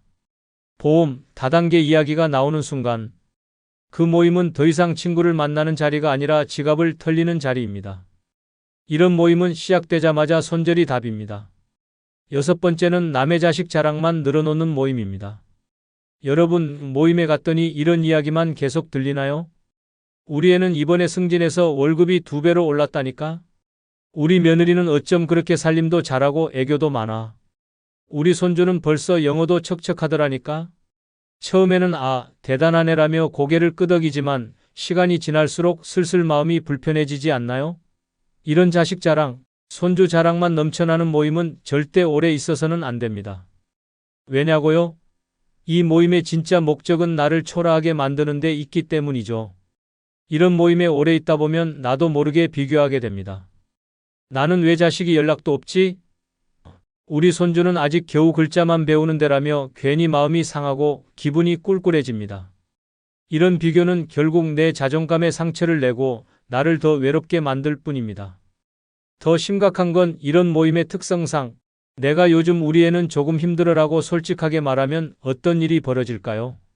겉으로는 아이고 힘들겠네라고 하지만 속으로는 그 집은 저렇다더라라며 뒷말의 주인공이 될 가능성이 큽니다. 결국 나의 고민은 가볍게 소비되고 그 모임은 나에게 더 큰 상처만 남기게 되죠. 노년의 모임은 나를 위로하고 격려하는 자리여야 합니다. 하지만 남의 자식 자랑만 늘어놓는 모임은 나를 초라하게 만들고 내 삶의 행복을 갉아먹는 독이 될 뿐입니다. 자식도 손주도 결국 각자의 인생을 살아가는 거지 그들의 성공이 내 행복을 대신할 순 없습니다. 이런 모임에선 당당하게 외치세요. 나는 내 삶이 제일 행복하다. 자식, 손주 자랑에 휘둘리지 말고 나 자신에게 집중하는 게 진짜 멋진 노후의 시작입니다. 이런 모임은 손절이 답입니다. 내 마음의 평화는 그 무엇과도 바꿀 수 없으니까요. 6번째는 광신적이거나 강요가 심한 종교 모임입니다. 여러분, 종교는 분명 개인의 마음을 위로하고 삶의 힘이 되어줄 수 있습니다. 하지만 문제가 되는 건 강요와 맹목적인 헌금 요구와 믿음이 넘쳐나는 종교 모임입니다. 나이 들어 외롭고 힘든 시기에 이런 모임에 잘못 발을 들이면 처음엔 위로와 평화를 준다며 반갑게 맞아주지만 나중엔 내 시간과 돈을 송두리째 앗아가 버릴 수 있습니다. 이런 모임에 가면 분위기가 참 묘합니다. 처음에는 친절하고 따뜻하게 대해줍니다. 같이 기도하면 마음이 편안해져요 라며 감동을 주죠. 하지만 점점 이런 말이 따라 붙습니다. 헌금은 믿음의 표현입니다. 또는 이건 꼭 필요한 일이니까 도와주셔야죠. 나를 위하는 척하며 지갑을 열게 만드는 겁니다. 여기서 한번 넘어가면 끝도 없습니다. 게다가 이 모임들은 종종 나를 통제하려고 합니다. 믿음이 부족해서 그렇다거나 우리 모임에 더 헌신하면 복을 받을 겁니다라며 정신적으로 압박을 가하기 시작하죠. 나의 시간과 돈, 심지어 내 생각과 자유마저 그들의 요구에 맞추게 되는 상황이 벌어질 수 있습니다. 더 무서운 건 이런 모임에 빠지면 가족과도 멀어질 수 있다는 점입니다. 가족들이 걱정해서 그 모임 너무 빠지지 마세요 라고 말하면 오히려 당신들은 내 믿음을 몰라 라며 반발하게 될 수도 있습니다. 결국 종교라는 이름으로 가족 간의 갈등까지 불러오고 나중엔 나 혼자 외롭게 남게 되는 경우도 적지 않습니다. 노년의 종교는 위로와 평화를 주는 선에서 그쳐야 합니다. 나를 억압하고 강요하며 내 시간과 돈을 요구하는 종교 모임이라면 그건 이미 종교가 아니라 나를 이용하는 덫일 뿐입니다. 믿음은 나의 자유로워야 하고 내 선택이어야 합니다. 만약 이런 강요가 심한 종교 모임에 나가고 있다면 단호하게 멈추세요. 구독, 좋아요, 알림 설정 부탁드립니다. 댓글에 당신의 경험담을 적어주세요. 감사합니다. 여러분, 한번 솔직히 생각해 봅시다. 나이 들어보니 뭐가 남던가요? 돈? 사람들? 자식들? 웃기지 마세요. 다 부질없습니다. 젊었을 땐 사람 붙들고 돈 끌어모으고 세상 다 가질 것처럼 살았지만 결국 내 손에 남은 건 뭐예요? 아무것도 없잖아요. 특히 노년에는 외로움이 무섭다며 사람들에게 휘둘리다가 내 시간과 돈, 에너지를 몽땅 빼앗기고 결국 남는 건 스트레스와 후회뿐입니다. 괜히 복잡한 인간관계에 발 담그면 피곤하고 쓸데없는 일에 휘말리면 내 인생만 더 고단해집니다. 이제는 정신 차릴 때입니다. 혼자 사는 게 최고입니다. 오늘은 그래서 늙으면 다 부질없다. 이 6가지 하면서 혼자 사는 게 최고다라는 주제로 이야기를 해볼까 합니다. 이 6가지만 제대로 지키면 노년에도 편하고 행복하고 스트레스 없는 완벽한 혼자 살기가 가능합니다. 끝까지 보시면 왜 혼자가 진짜 최고인지 깨닫게 될 겁니다. 지금부터 시작합니다. 먼저 구독, 좋아요 눌러주세요. 첫 번째는 남 눈치 보지 말고 하고 싶은 거 다 하라입니다. 여러분, 한번 솔직히 생각해 보세요. 지금까지 몇 번이나 남들 눈치 보느라 내 하고 싶은 걸 포기했습니까? 나이 들수록 더 심해집니다. 이 나이에 내가 이런 걸 해도 되나? 사람들이 뭐라고 할까? 라는 생각에 스스로를 가둬버리죠. 그런데요, 이런 고민을 하는 동안 당신의 소중한 시간이 그냥 흘러가고 있다는 걸 아십니까? 특히 노년의 남의 눈치를 보면 당신의 삶은 그 순간부터 끝난 겁니다. 내가 여행을 가고 싶어도 에이, 나이 들어서 무슨 여행이야 라며 스스로를 막고 내가 새로 배우고 싶어도 이 나이에 시작해서 뭐 하겠어? 라며 발을 뺍니다. 그리고 그 자리에 남는 건요, 후회와 허무함 뿐입니다. 더 심각한 건 남의 시선 때문에 내 삶의 주인이 내가 아닌 남들이 되어버린다는 겁니다. 사람들이 이걸 어떻게 볼까? 자식들이 뭐라 할까? 라는 생각에 얽매이다 보면 결국 내 인생을 내가 아닌 남들의 기준에 맞춰 살아가게 됩니다. 그런데 한 가지 질문해 봅시다. 당신이 그렇게 남들 눈치를 보며 사는 동안 그 사람들이 당신의 행복에 책임져 주던가요? 아니요. 아무도 당신 대신 행복해지지 않습니다. 노년은 마지막으로 내 삶을 제대로 살아볼 기회입니다. 이제는 남들 눈치 보느라 하고 싶은 걸 포기하지 마세요. 마음에 드는 걸 사고 배우고 싶은 걸 배우고 가고 싶은 대로 가세요. 세상이 뭐라 하든 자식들이 한숨을 쉬든 그게 무슨 상관입니까? 당신의 삶은 당신 겁니다. 남들 눈치 보다가 내 인생 다 망치는 일은 절대 없어야 합니다. 이제부터는 당당하게 하세요. 내가 하고 싶은 건 내가 한다. 사람들이 뭐라 하든 그들의 시선은 내 인생에 아무 의미도 없습니다. 지금부터는 내가 하고 싶은 걸 눈치 보지 않고 다 하세요. 그게 진짜 자유고 진짜 행복입니다. 노년은 내가 주인공입니다. 남들이 아니라 나를 위해 살아가세요. 두 번째는 쓸데없는 인간관계 끊기입니다. 여러분, 한번 솔직히 말해봅시다.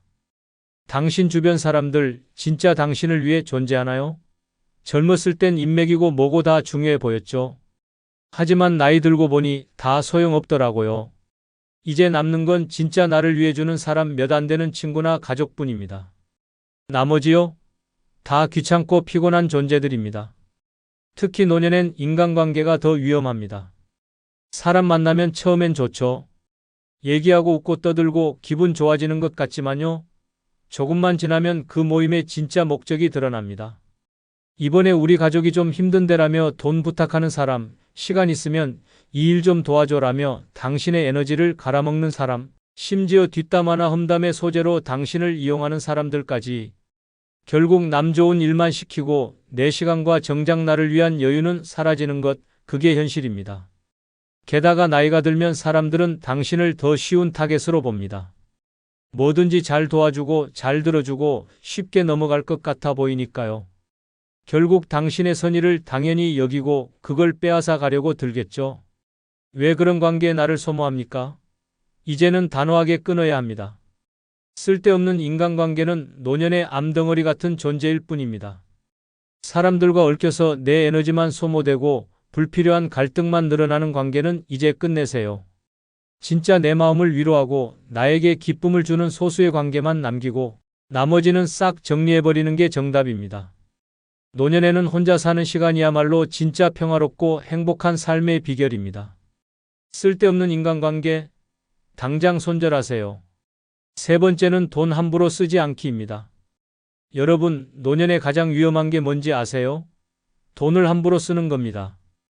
여기저기 베풀고 쓸데없이 남들에게 쓰고 혹은 누가 좋다는 말에 홀려서 투자하고 그러다가 내 평생 모은 돈이 바닥나면요. 그땐 정말 피눈물 흘리게 됩니다. 특히 노년엔 주변에서 돈을 노리는 사람과 상황이 끝도 없이 몰려옵니다. 이 좋은 기회를 놓치면 안 되죠. 라며 투자 이야기를 꺼내는 사람, 어르신, 이번에 우리 가족 좀 도와주세요 라며 선의를 요구하는 친척, 그리고 이 상품 하나면 노후 걱정 끝, 이라며 접근하는 사기꾼들까지. 이런 말에 휘둘리다 보면 내 소중한 돈이 하나둘 빠져나가는 걸 멍하니 지켜보게 될 겁니다. 더 큰 문제는 한번 돈을 쓰기 시작하면 사람들이 그걸 당연시한다는 것입니다. 내가 도와주면 고맙다며 끝낼 줄 알았죠? 아니요. 다음에도 부탁드릴게요라는 말과 함께 더 큰 기대와 요구가 따라옵니다. 결국 내 돈을 위해 주는 건 나 자신밖에 없다는 사실을 그제야 깨닫게 되죠. 노년에는 돈을 지키는 게 곧 나를 지키는 겁니다. 내 건강, 내 생활, 내 평화를 위해서라면 돈은 내가 쓰고 싶은 데 써야 하고 필요할 때를 대비해 아껴야 합니다. 이제는 남들을 위해 돈 쓰지 마세요. 그 돈은 평생 열심히 살아온 당신 자신을 위한 겁니다. 함부로 돈 쓰는 습관 지금 당장 끊으세요.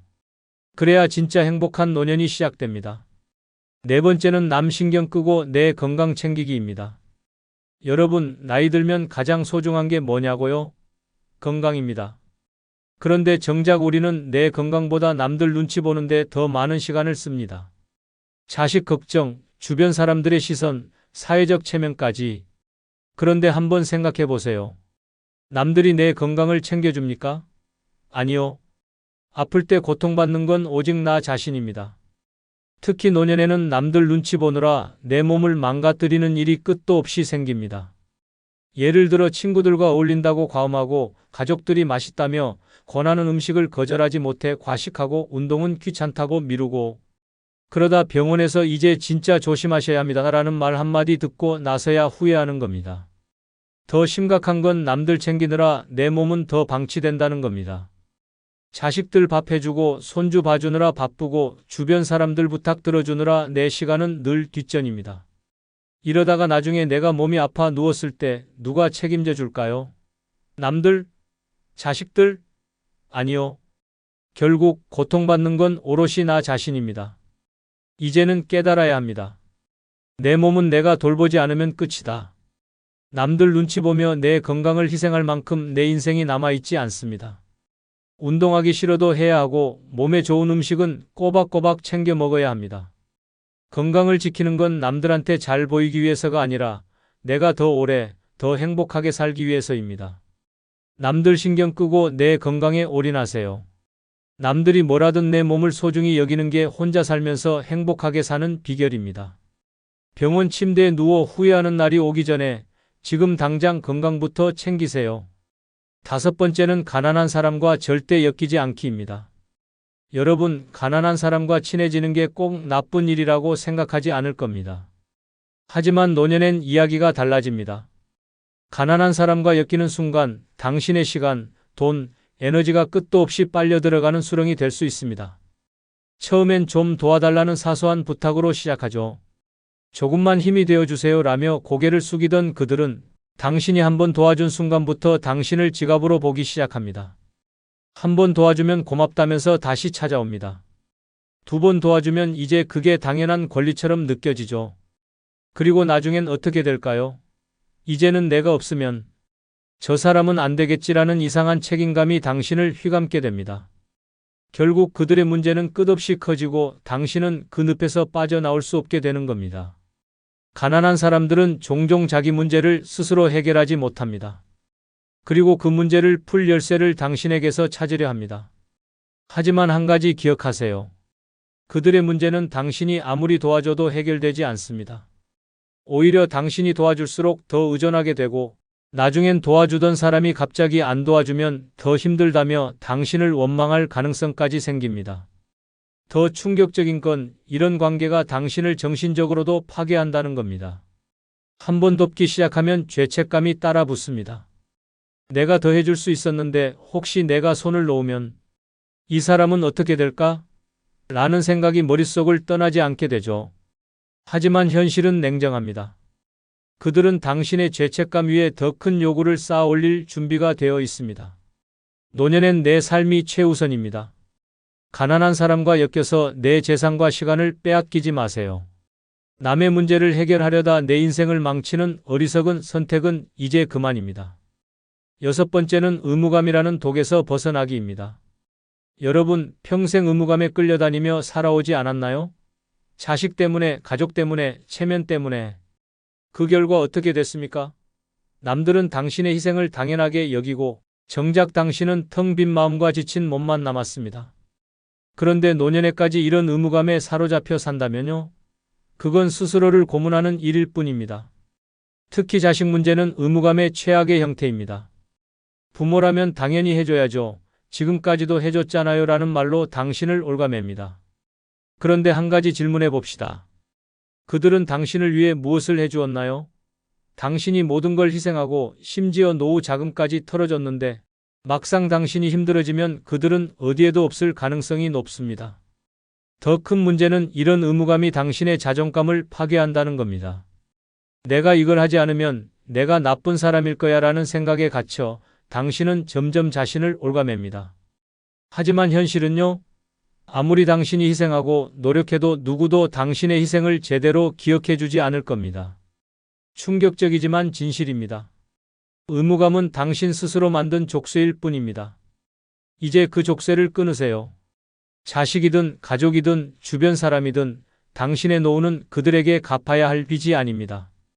노년엔 당신 자신이 최우선이어야 합니다. 하고 싶은 걸 하고 즐기고 싶은 걸 즐기세요. 의무감 따위는 과감히 버리고 이제부터는 당신을 위해 사세요. 남의 기대에 끌려다니는 삶을 멈추는 순간 당신의 진짜 노년이 시작됩니다. 여러분, 결국 노년에 가장 중요한 건 남이 아닌 나 자신입니다.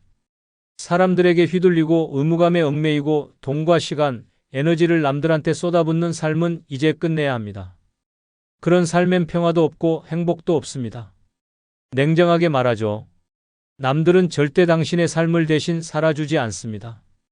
당신이 힘들어질 때, 외로울 때, 돈이 바닥날 때 그들이 도와줄까요? 아니요. 그들은 사라질 뿐입니다. 그런데 왜 그 사람들을 위해 내 삶을 소모합니까? 그럴 가치 없습니다. 노년은 내 인생의 마지막이자 최고의 무대입니다. 이 무대를 남들 눈치 보며 살아간다면 그건 내 인생을 스스로 망치는 겁니다. 이제는 남이 아닌 나를 위해 살아야 할 때입니다. 쓸데없는 인간관계 끊고 하고 싶은 거 하고 돈도 나를 위해 쓰고 내 시간을 즐기세요. 남들에겐 미안하지만 이제 당신의 노후는 오직 당신을 위해 존재해야 합니다. 남들이 뭐라든 신경 쓰지 마세요. 당신 인생의 주인공은 오직 당신 자신입니다. 지금부터라도 당신만을 위한 행복을 찾으세요. 남은 시간은 당신 겁니다. 끝으로 구독, 좋아요, 멤버십 가입해 주시면 더 좋은 영상으로 찾아뵙겠습니다. 안녕히 계십시오. 여러분, 노년의 가장 어리석은 행동이 뭔지 아십니까? 바로 자식에게 모든 걸 털어놓는 것입니다. 그래도 내 자식인데 이 정도 얘기는 괜찮겠지라는 착각으로 말을 꺼냈다가 관계가 엉망이 되고 내 인생마저 피곤해질 수 있습니다. 특히 자식에게 잘못된 말을 하면요. 그 순간부터 당신은 부담스러운 존재 1순위로 등극하게 됩니다. 자식은 겉으론 고개를 끄덕이며 듣는 척하겠지만 속으로는 왜 이런 얘기를 나한테 하지? 라며 거리를 두기 시작할 겁니다. 잘못하면 부모와 자식의 관계가 의리로 억지로 만나는 사이로 변질될 수도 있어요. 그래서 오늘은 노후에 절대 자식에게 말하면 안 되는 5가지를 이야기하려 합니다. 이 6가지를 알면 자식과의 관계도 당신의 남은 삶도 훨씬 더 편안하고 행복해질 겁니다. 반대로 모른다면 평생 모은 존중과 사랑이 한순간에 무너질 수도 있습니다. 지금부터 시작합니다. 구독, 좋아요 눌러주세요. 첫 번째는 재산 이야기는 절대 꺼내지 마라입니다. 여러분, 자식에게 재산 이야기를 꺼내는 순간 그 관계는 신뢰에서 거래로 변질됩니다. 그래도 내 자식인데 나중에 이걸 잘 물려받겠지라는 마음으로 꺼낸 한마디가 자식에게는 이상한 기대감을 심어줄 수 있습니다. 아, 우리 부모님 재산이 이 정도구나라며 속으로 계산기를 두드리게 만들죠. 그런데 여기서 문제가 생깁니다. 만약 재산 규모가 자식의 기대보다 크면 이 돈 내가 더 잘 쓸 수 있겠다라며 욕심이 생길 수 있고 반대로 규모가 작으면요. 이 정도밖에 안 돼? 나중에 힘들겠네라며 실망과 불만이 쌓이게 됩니다. 어느 쪽이든 결과는 똑같습니다. 부모와 자식 사이에 불편한 기류가 흐르게 된다는 것이죠. 더 심각한 건 재산 이야기가 자식들 사이에 갈등을 불러올 가능성입니다. 한 자식에게만 슬쩍 귀띔을 했다고 생각해 보세요. 너는 큰아들이니까 이거 알아두면 좋겠다는 식으로요.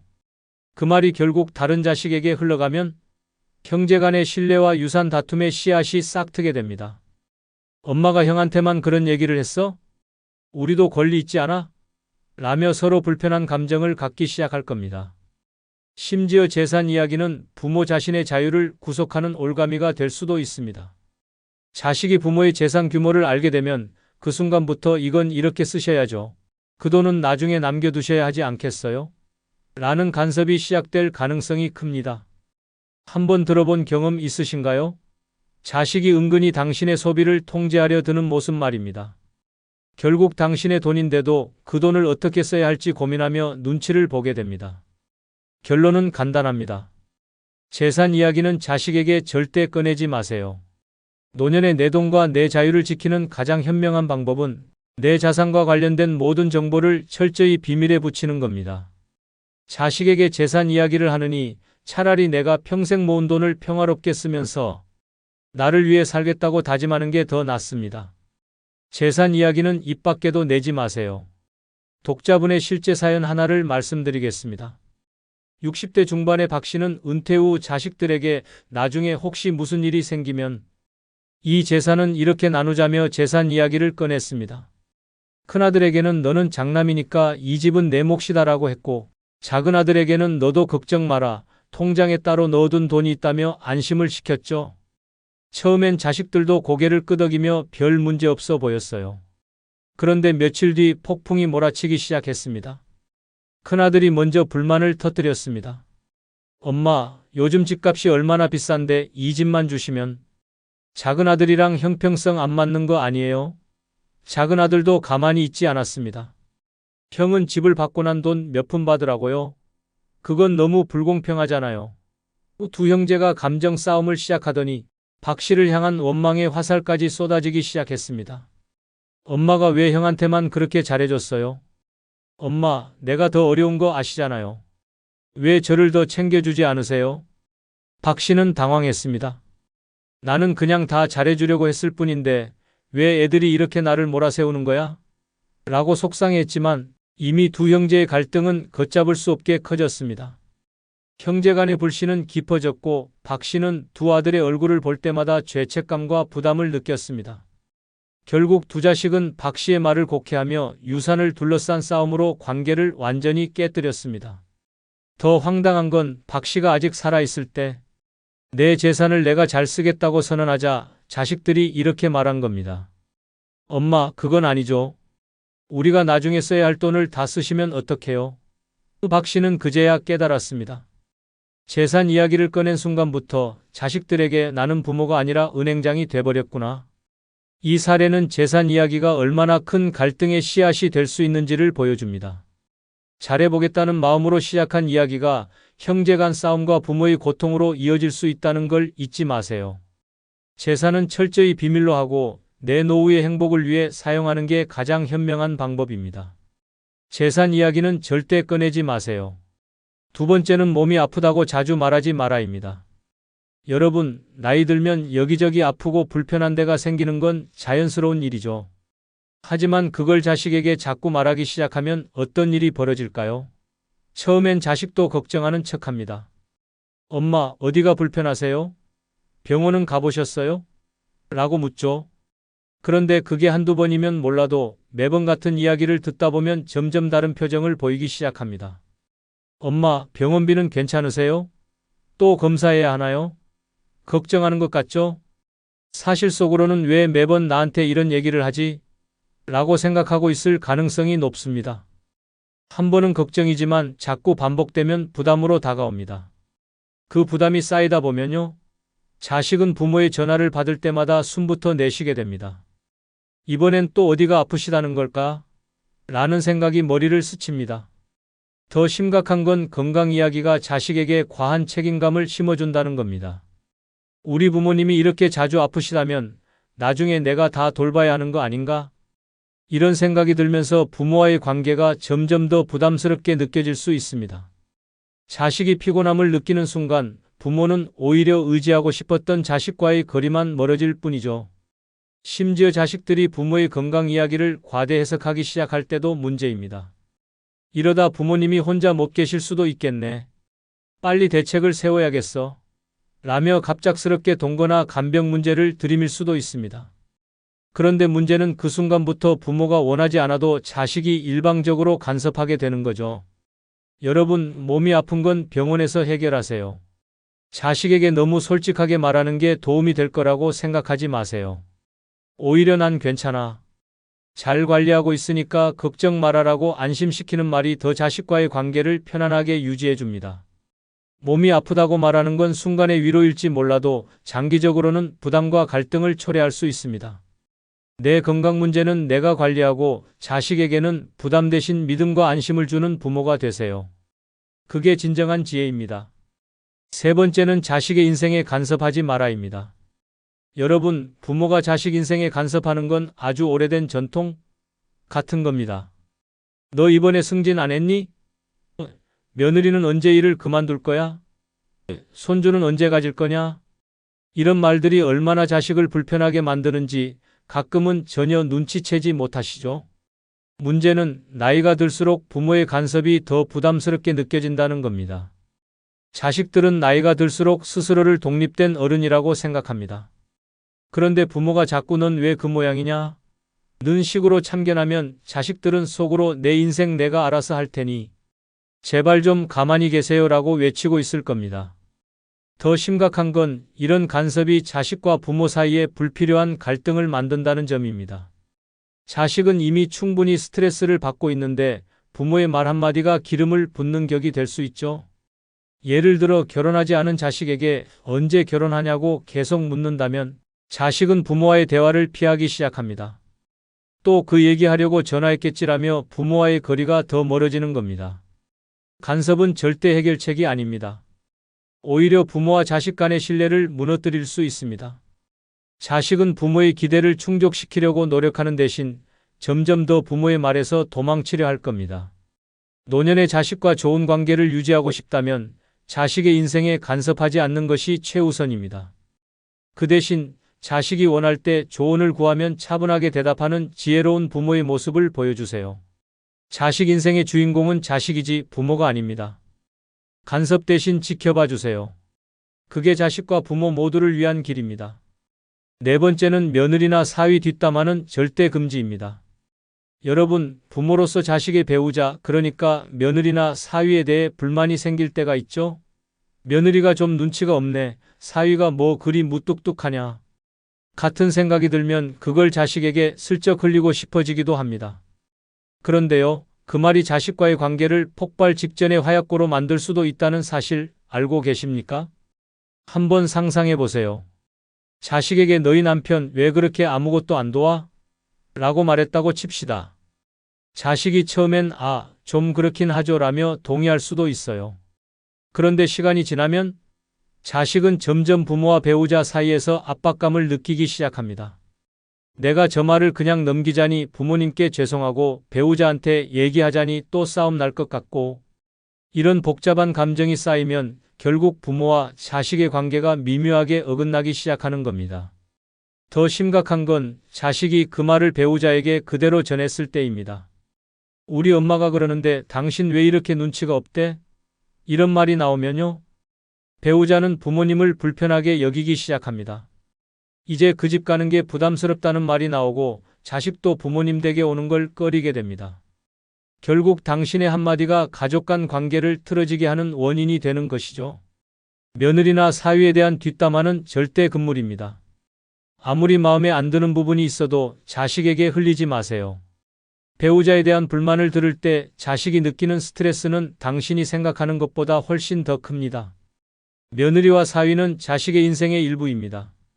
그들을 존중해주는 것이 결국 자식과의 관계를 지키는 길입니다. 다섯 번째는 옛날 얘기로 자식을 훈계하지 마라입니다. 여러분, 부모님 세대의 고생담과 자수성가 이야기는 언제나 한 편의 드라마입니다. 그런데 문제는 그 드라마를 자식에게 들려주며 너도 우리처럼 살아야 한다는 훈계로 이어질 때입니다. 이런 얘기 한 번쯤 해보셨죠? 우리 때는 밥 굶어가며 고생했는데 너희는 너무 편하게 산다. 그런데요, 자식은 이런 말을 들을 때 속으로 이렇게 생각합니다. 그래, 부모님은 정말 고생 많으셨다. 근데 그걸 왜 자꾸 나한테 얘기하시지?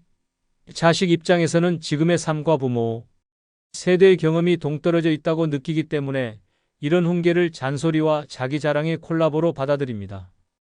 더 심각한 건 이런 이야기가 반복될수록 자식은 점점 부담을 느낍니다. 우리 부모님은 이렇게 힘들게 사셨는데 나는 왜 이렇게 부족할까? 라는 죄책감이나 열등감이 생길 수 있죠.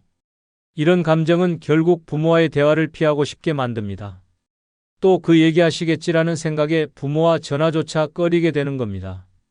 그리고 한 가지 더, 이런 얘기를 할 때마다 자식의 마음속에는 반발심이 생깁니다. 우리 부모님이 고생하신 건 알겠는데 지금은 세상이 다르잖아. 왜 그 기준을 나한테 적용하지? 라며 대화가 점점 갈등으로 번질 위험이 커지는 겁니다. 옛날 얘기는 자랑이나 훈계가 아니라 공감과 지혜를 나누는 도구로만 사용해야 합니다.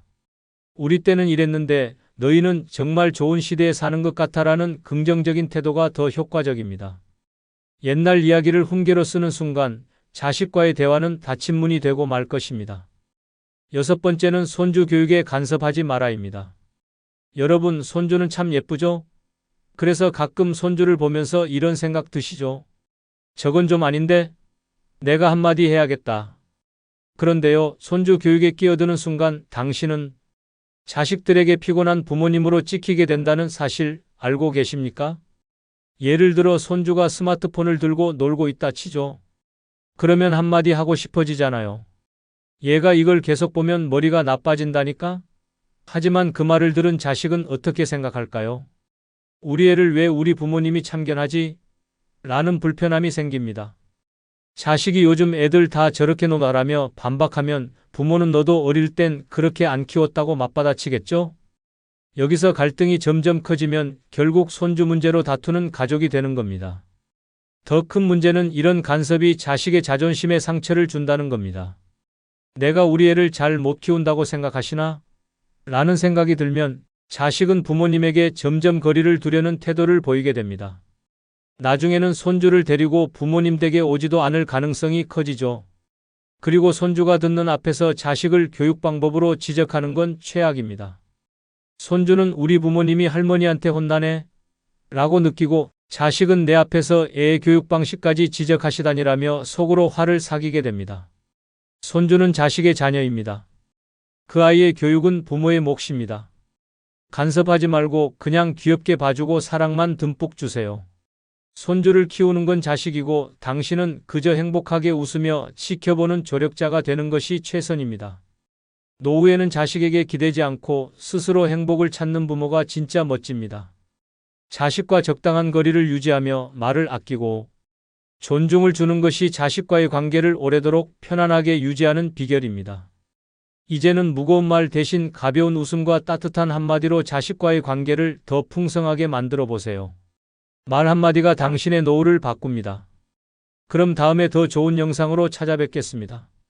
구독, 좋아요 누르시는 거 잊지 않으셨죠? 감사합니다.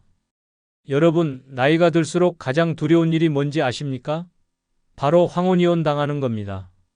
젊었을 땐 이 사람과는 평생 함께할 거야 라고 믿었겠지만 나이가 들고 관계가 삐걱대기 시작하면 작은 말 한마디가 큰 틈을 만들어버릴 수 있습니다. 특히 그래도 남편인데 이 정도 얘기는 괜찮겠지라고 생각하고 무심코 던진 말이 남편에게는 이젠 정말 못 참겠다는 결정적인 이유가 될 수 있습니다. 내가 이렇게까지 고생했는데 이 정도는 들어줄 줄 알았지라고 생각하지만요. 아니, 솔직히 말해 남편과의 관계는 더 틀어지고 당신만 속상해질 가능성이 더 큽니다. 이런 말들이 쌓이면 남편은 겉으로는 무덤덤한 척하지만 속으로는 점점 거리를 두며 마음의 문을 닫아갑니다. 그래서 오늘은 남편에게 황혼이혼 당하지 않으려면 절대 말하면 안 되는 7가지를 알려드리려 합니다. 이 7가지만 조심해도 남편과의 관계를 지키고 황혼을 평화롭게 보낼 수 있습니다. 반대로 이를 무시하면 어느 날 남편이 우리 이제 그만하자라고 말할 수도 있습니다. 끝까지 들으시고 소중한 관계를 지키는 방법을 꼭 알아가세요. 지금 시작합니다. 그리고 구독, 좋아요 눌러주세요. 첫 번째는 이혼을 암시하는 말을 절대 꺼내지 마라입니다. 여러분, 화가 날 때 가끔 우리 진짜 이혼할까? 라는 말을 꺼내보신 적 있나요? 아니, 솔직히 말해 그냥 순간의 감정으로 한 말일 겁니다. 하지만 그 한마디가 남편의 마음속에 치명적인 흔적을 남길 수 있습니다. 남편은 우리 이혼할까? 라는 말을 듣는 순간 2가지 생각을 합니다. 첫째는 진심일까? 둘째는 이 관계가 정말 끝날 수 있겠구나. 이 2가지 생각이 결합되면 남편은 당신과의 관계를 더 이상 회복할 필요가 없다는 신호로 받아들일 수 있습니다. 이혼을 암시하는 말은 상대방에게 이제 우린 끝날 준비를 해야 해라는 경고로 들립니다. 한 번은 그냥 지나갈 수 있어도 반복되면 남편은 더 이상 관계를 회복하려 하지 않고 오히려 이혼을 준비하기 시작할지도 모릅니다. 아니, 솔직히 말해 남편이 정말 이혼을 고려하지 않던 사람이라도 그 말이 계속 들리면 나도 생각 좀 해봐야겠다는 결심을 하게 될 가능성이 큽니다. 게다가 이런 말은 남편의 자존심을 완전히 짓밟는 효과를 냅니다. 난 이 사람과의 관계를 이어가는 게 이 정도로 가치 없나? 라는 생각은 남편을 점점 더 냉소적이고 거리감 있는 태도로 변화시킵니다. 이혼을 암시하는 말은 결코 관계를 개선하지 못합니다. 오히려 서로 간의 신뢰를 파괴하는 촉매제가 될 뿐입니다. 대신 화가 난다면 감정을 표현하되 우리 사이를 어떻게 더 나아지게 만들 수 있을까? 라는 방식으로 대화를 이끌어 보세요. 우리 이혼할까? 라는 말은 금지어입니다. 이 말을 뱉는 순간 그 관계는 이미 끝을 향해 가고 있다는 걸 잊지 마세요. 두 번째는 옛날 일로 남편을 끊임없이 비난하지 마라입니다. 여러분, 남편에게 가장 듣기 싫은 말이 뭔지 아십니까? 바로 옛날에 너 그랬잖아입니다. 젊었을 때 남편이 했던 잘못된 행동이나 서운했던 일이 지금까지도 남아있다고요? 이해합니다. 하지만 그걸 꺼내는 순간 남편은 속으로 이렇게 생각할 겁니다. 아직도 그 얘기를 꺼내? 나는 평생 죄인이네. 예를 들어 보겠습니다. 남편이 과거에 큰 실수를 해서 그때 당신이 정말 힘들었다고 해봅시다. 시간이 흘러서도 그때 너 때문에 얼마나 힘들었는지 알아? 라는 말을 반복하면 남편은 점점 대화를 피하게 됩니다. 아니, 솔직히 말해 복수는 되겠지만 그 결과는요? 남편이 마음의 문을 완전히 닫아버리는 겁니다. 더 심각한 건 과거 이야기를 반복하면 남편은 내가 뭘 해도 인정받지 못한다는 좌절감에 빠진다는 겁니다. 내가 지금 아무리 노력해도 저 사람은 과거를 절대 잊지 못할 거야라는 생각이 남편을 점점 멀어지게 만듭니다. 결국 그 관계는 현재와 미래가 없는 과거에만 갇힌 관계가 되고 마는 거죠. 남편과의 관계를 지키고 싶다면 과거 이야기를 꺼내는 대신 현재의 좋은 점을 이야기하는 법을 배워야 합니다. 과거는 흘러갔습니다. 남편이 당신을 위해 노력하고 있는 지금을 봐야 합니다. 그때 정말 힘들었지만 지금은 당신 덕분에 많이 안정됐어 라는 말 한마디가 남편의 마음을 다시 열게 할 수 있습니다. 옛날 이야기는 과거의 자신을 탓하는 도구가 아닙니다. 지금 남편의 노력을 인정하고 미래를 함께 만들어가는 데 초점을 맞춰야 합니다. 과거로 남편을 붙잡지 말고 현재와 미래로 함께 나아가세요. 세 번째는 남편의 부모를 험담하지 마라입니다. 여러분, 남편 앞에서 그의 부모님에 대해 불만을 털어놓은 적 있으신가요? 솔직히 말해서 당신 어머니 너무 까다로우셔라거나 아버님은 왜 매번 그런 말씀을 하실까? 같은 말이요. 아니, 솔직히 말해 그게 속 시원할 것 같죠? 하지만 그 순간 남편의 마음에는 폭풍 같은 감정이 휘몰아칩니다. 남편은 부모님에 대한 험담을 들을 때 본능적으로 방어 태세에 들어갑니다. 우리 엄마는 원래 그런 분이셔. 그걸 왜 이해 못해? 라며 반박하거나 아무 말도 하지 않으면서 속으로는 불쾌함이 쌓이죠. 내가 부모님 욕을 듣기 위해 결혼했나? 라는 생각이 들 수도 있습니다. 더 큰 문제는 이런 말들이 반복되면 남편은 당신과 부모님 사이에서 극심한 스트레스를 느끼게 된다는 겁니다. 한쪽은 배우자로서의 불만을 말하고 다른 한쪽은 부모로서의 권위를 내세우니 남편은 중간에서 도망치고 싶어질 겁니다. 심지어 남편이 아무리 당신 편을 들어주더라도 속으로는 서운함과 죄책감이 남습니다. 내가 우리 부모님을 충분히 지키지 못했네라는 생각이 들면 그 감정은 다시 당신에게 냉담함으로 돌아올 수 있습니다. 그렇다고 불만이 생겨도 무조건 참으라는 얘기는 아닙니다. 중요한 건 표현 방식입니다. 직접적으로 험담하는 대신 당신 부모님은 이런 점이 참 좋으신데 이런 부분은 조금 힘들더라라고 말하면 남편도 더 열린 마음으로 대화를 할 겁니다. 남편의 부모님은 그가 평생을 함께한 가족입니다. 그들을 부정하는 말은 곧 남편의 일부를 부정하는 것과 같습니다. 험담 대신 서로를 이해할 수 있는 대화를 시도하세요. 남편 앞에서 부모님 험담은 금물입니다. 네 번째는 남편의 외모나 능력을 깎아내리지 마라입니다. 여러분, 남편에게 당신 살 좀 빼야겠어 라거나 이 나이에 그렇게 버는 거면 너무 적지 않아? 같은 말을 해본 적 있으신가요? 아니, 솔직히 말해 그냥 조언 정도로 한 얘기였을 겁니다. 하지만 남편은 그 말을 듣는 순간 속으로 자존감이 산산조각 나는 느낌을 받습니다. 특히 외모에 대한 지적은 남편에게 직접적인 상처로 다가옵니다. 왜 이렇게 배가 나왔어? 머리가 너무 많이 빠졌네 같은 말을 들으면 남편은 겉으론 아무렇지 않은 척할지 몰라도 속으로는 내가 더 이상 매력적인 남편이 아니구나라고 느낍니다. 그 상처가 쌓이면 남편은 점점 당신과 거리를 두게 될 가능성이 큽니다. 능력에 대한 비난은 더 치명적입니다. 당신 친구들은 다 승진했더라. 당신은 왜 그 자리에 그대로야? 이런 말을 들으면 남편은 난 이 집에서 아무 쓸모도 없는 사람이구나라는 생각에 빠지게 됩니다.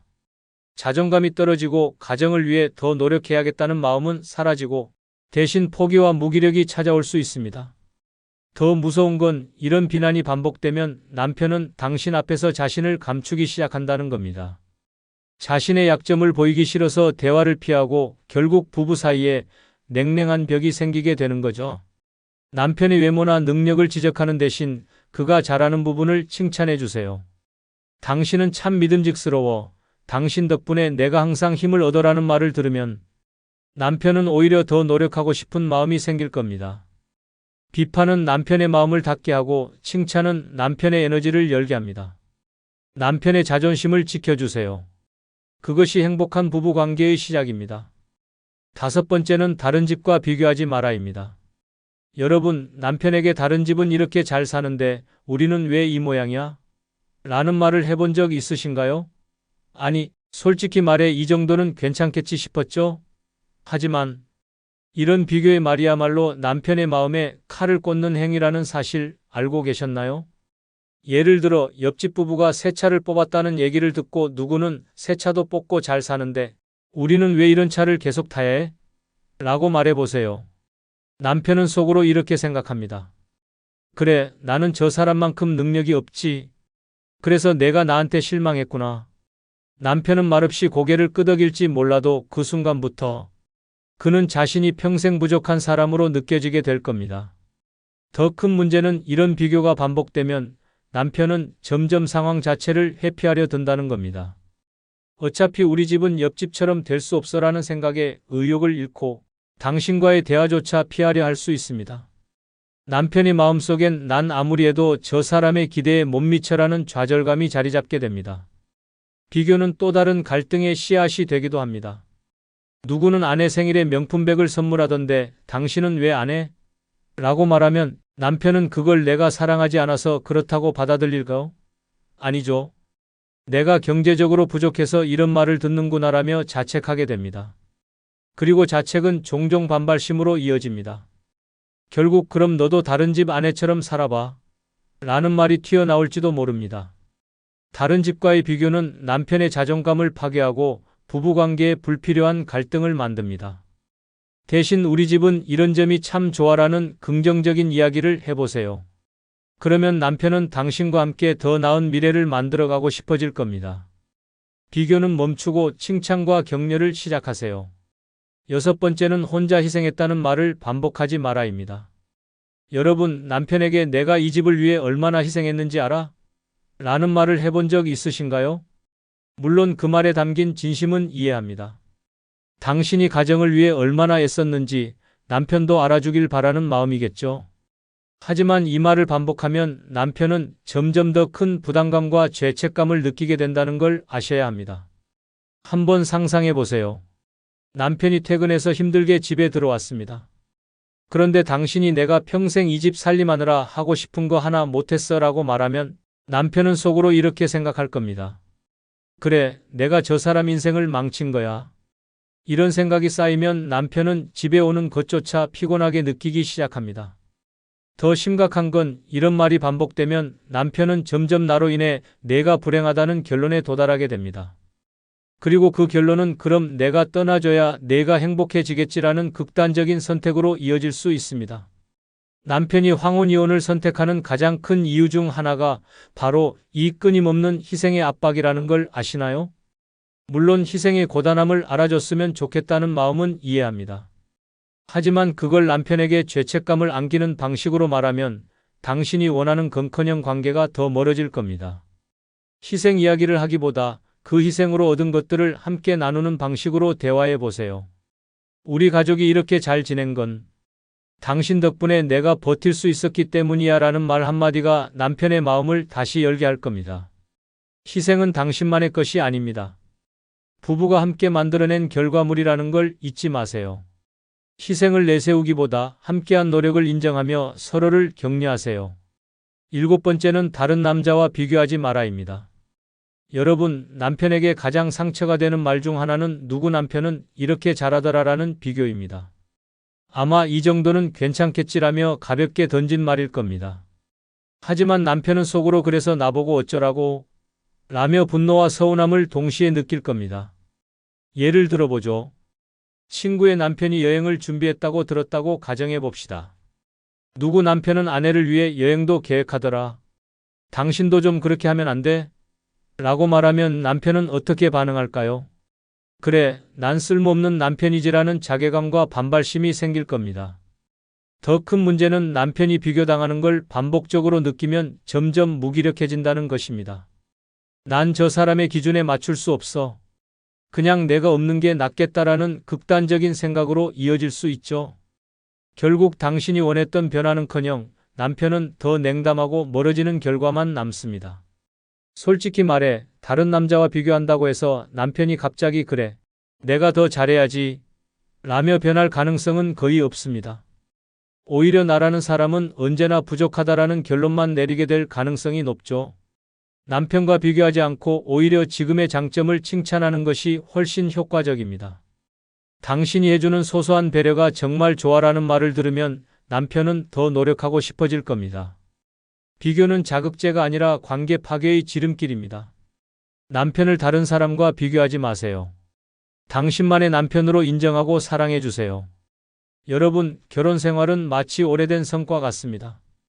돌 하나, 벽돌 하나가 무너지기 시작하면 어느 순간 성 전체가 와르르 무너질 수 있죠. 그리고 그 벽돌을 무너뜨리는 건 종종 작은 말 한마디에서 시작됩니다. 뭐, 이 정도는 괜찮겠지? 라는 생각으로 던진 말이 남편의 마음에 금을 내고 그 금이 쌓이다 보면 어느 날 갑자기 관계가 무너질 수도 있습니다. 남편과의 관계를 평화롭게 지키고 싶다면 말을 아끼고 생각하고 존중하는 자세를 가져야 합니다. 과연 이 말이 우리 관계에 도움을 줄까? 아니면 독이 될까? 를 항상 스스로에게 물어보세요. 황혼이혼이라는 건 하루아침에 생기지 않습니다. 그건 작은 오해와 불만들이 쌓이고 쌓여 결정적인 순간에 터지는 폭탄 같은 것입니다. 그러니 지금이라도 무심코 던지는 말들을 돌아보세요. 그리고 남편에게 필요한 건 상처를 주는 말이 아니라 함께하는 따뜻한 말이라는 걸 기억하세요. 부부란 마지막까지 서로를 지켜주는 인생의 동반자라는 걸 잊지 마시길 바랍니다. 끝으로 멤버십 가입으로 후원해 주시면 큰 힘이 생길 겁니다. 그럼 더 좋은 영상 자주 올리겠습니다. 구독, 좋아요 부탁드립니다. 감사합니다.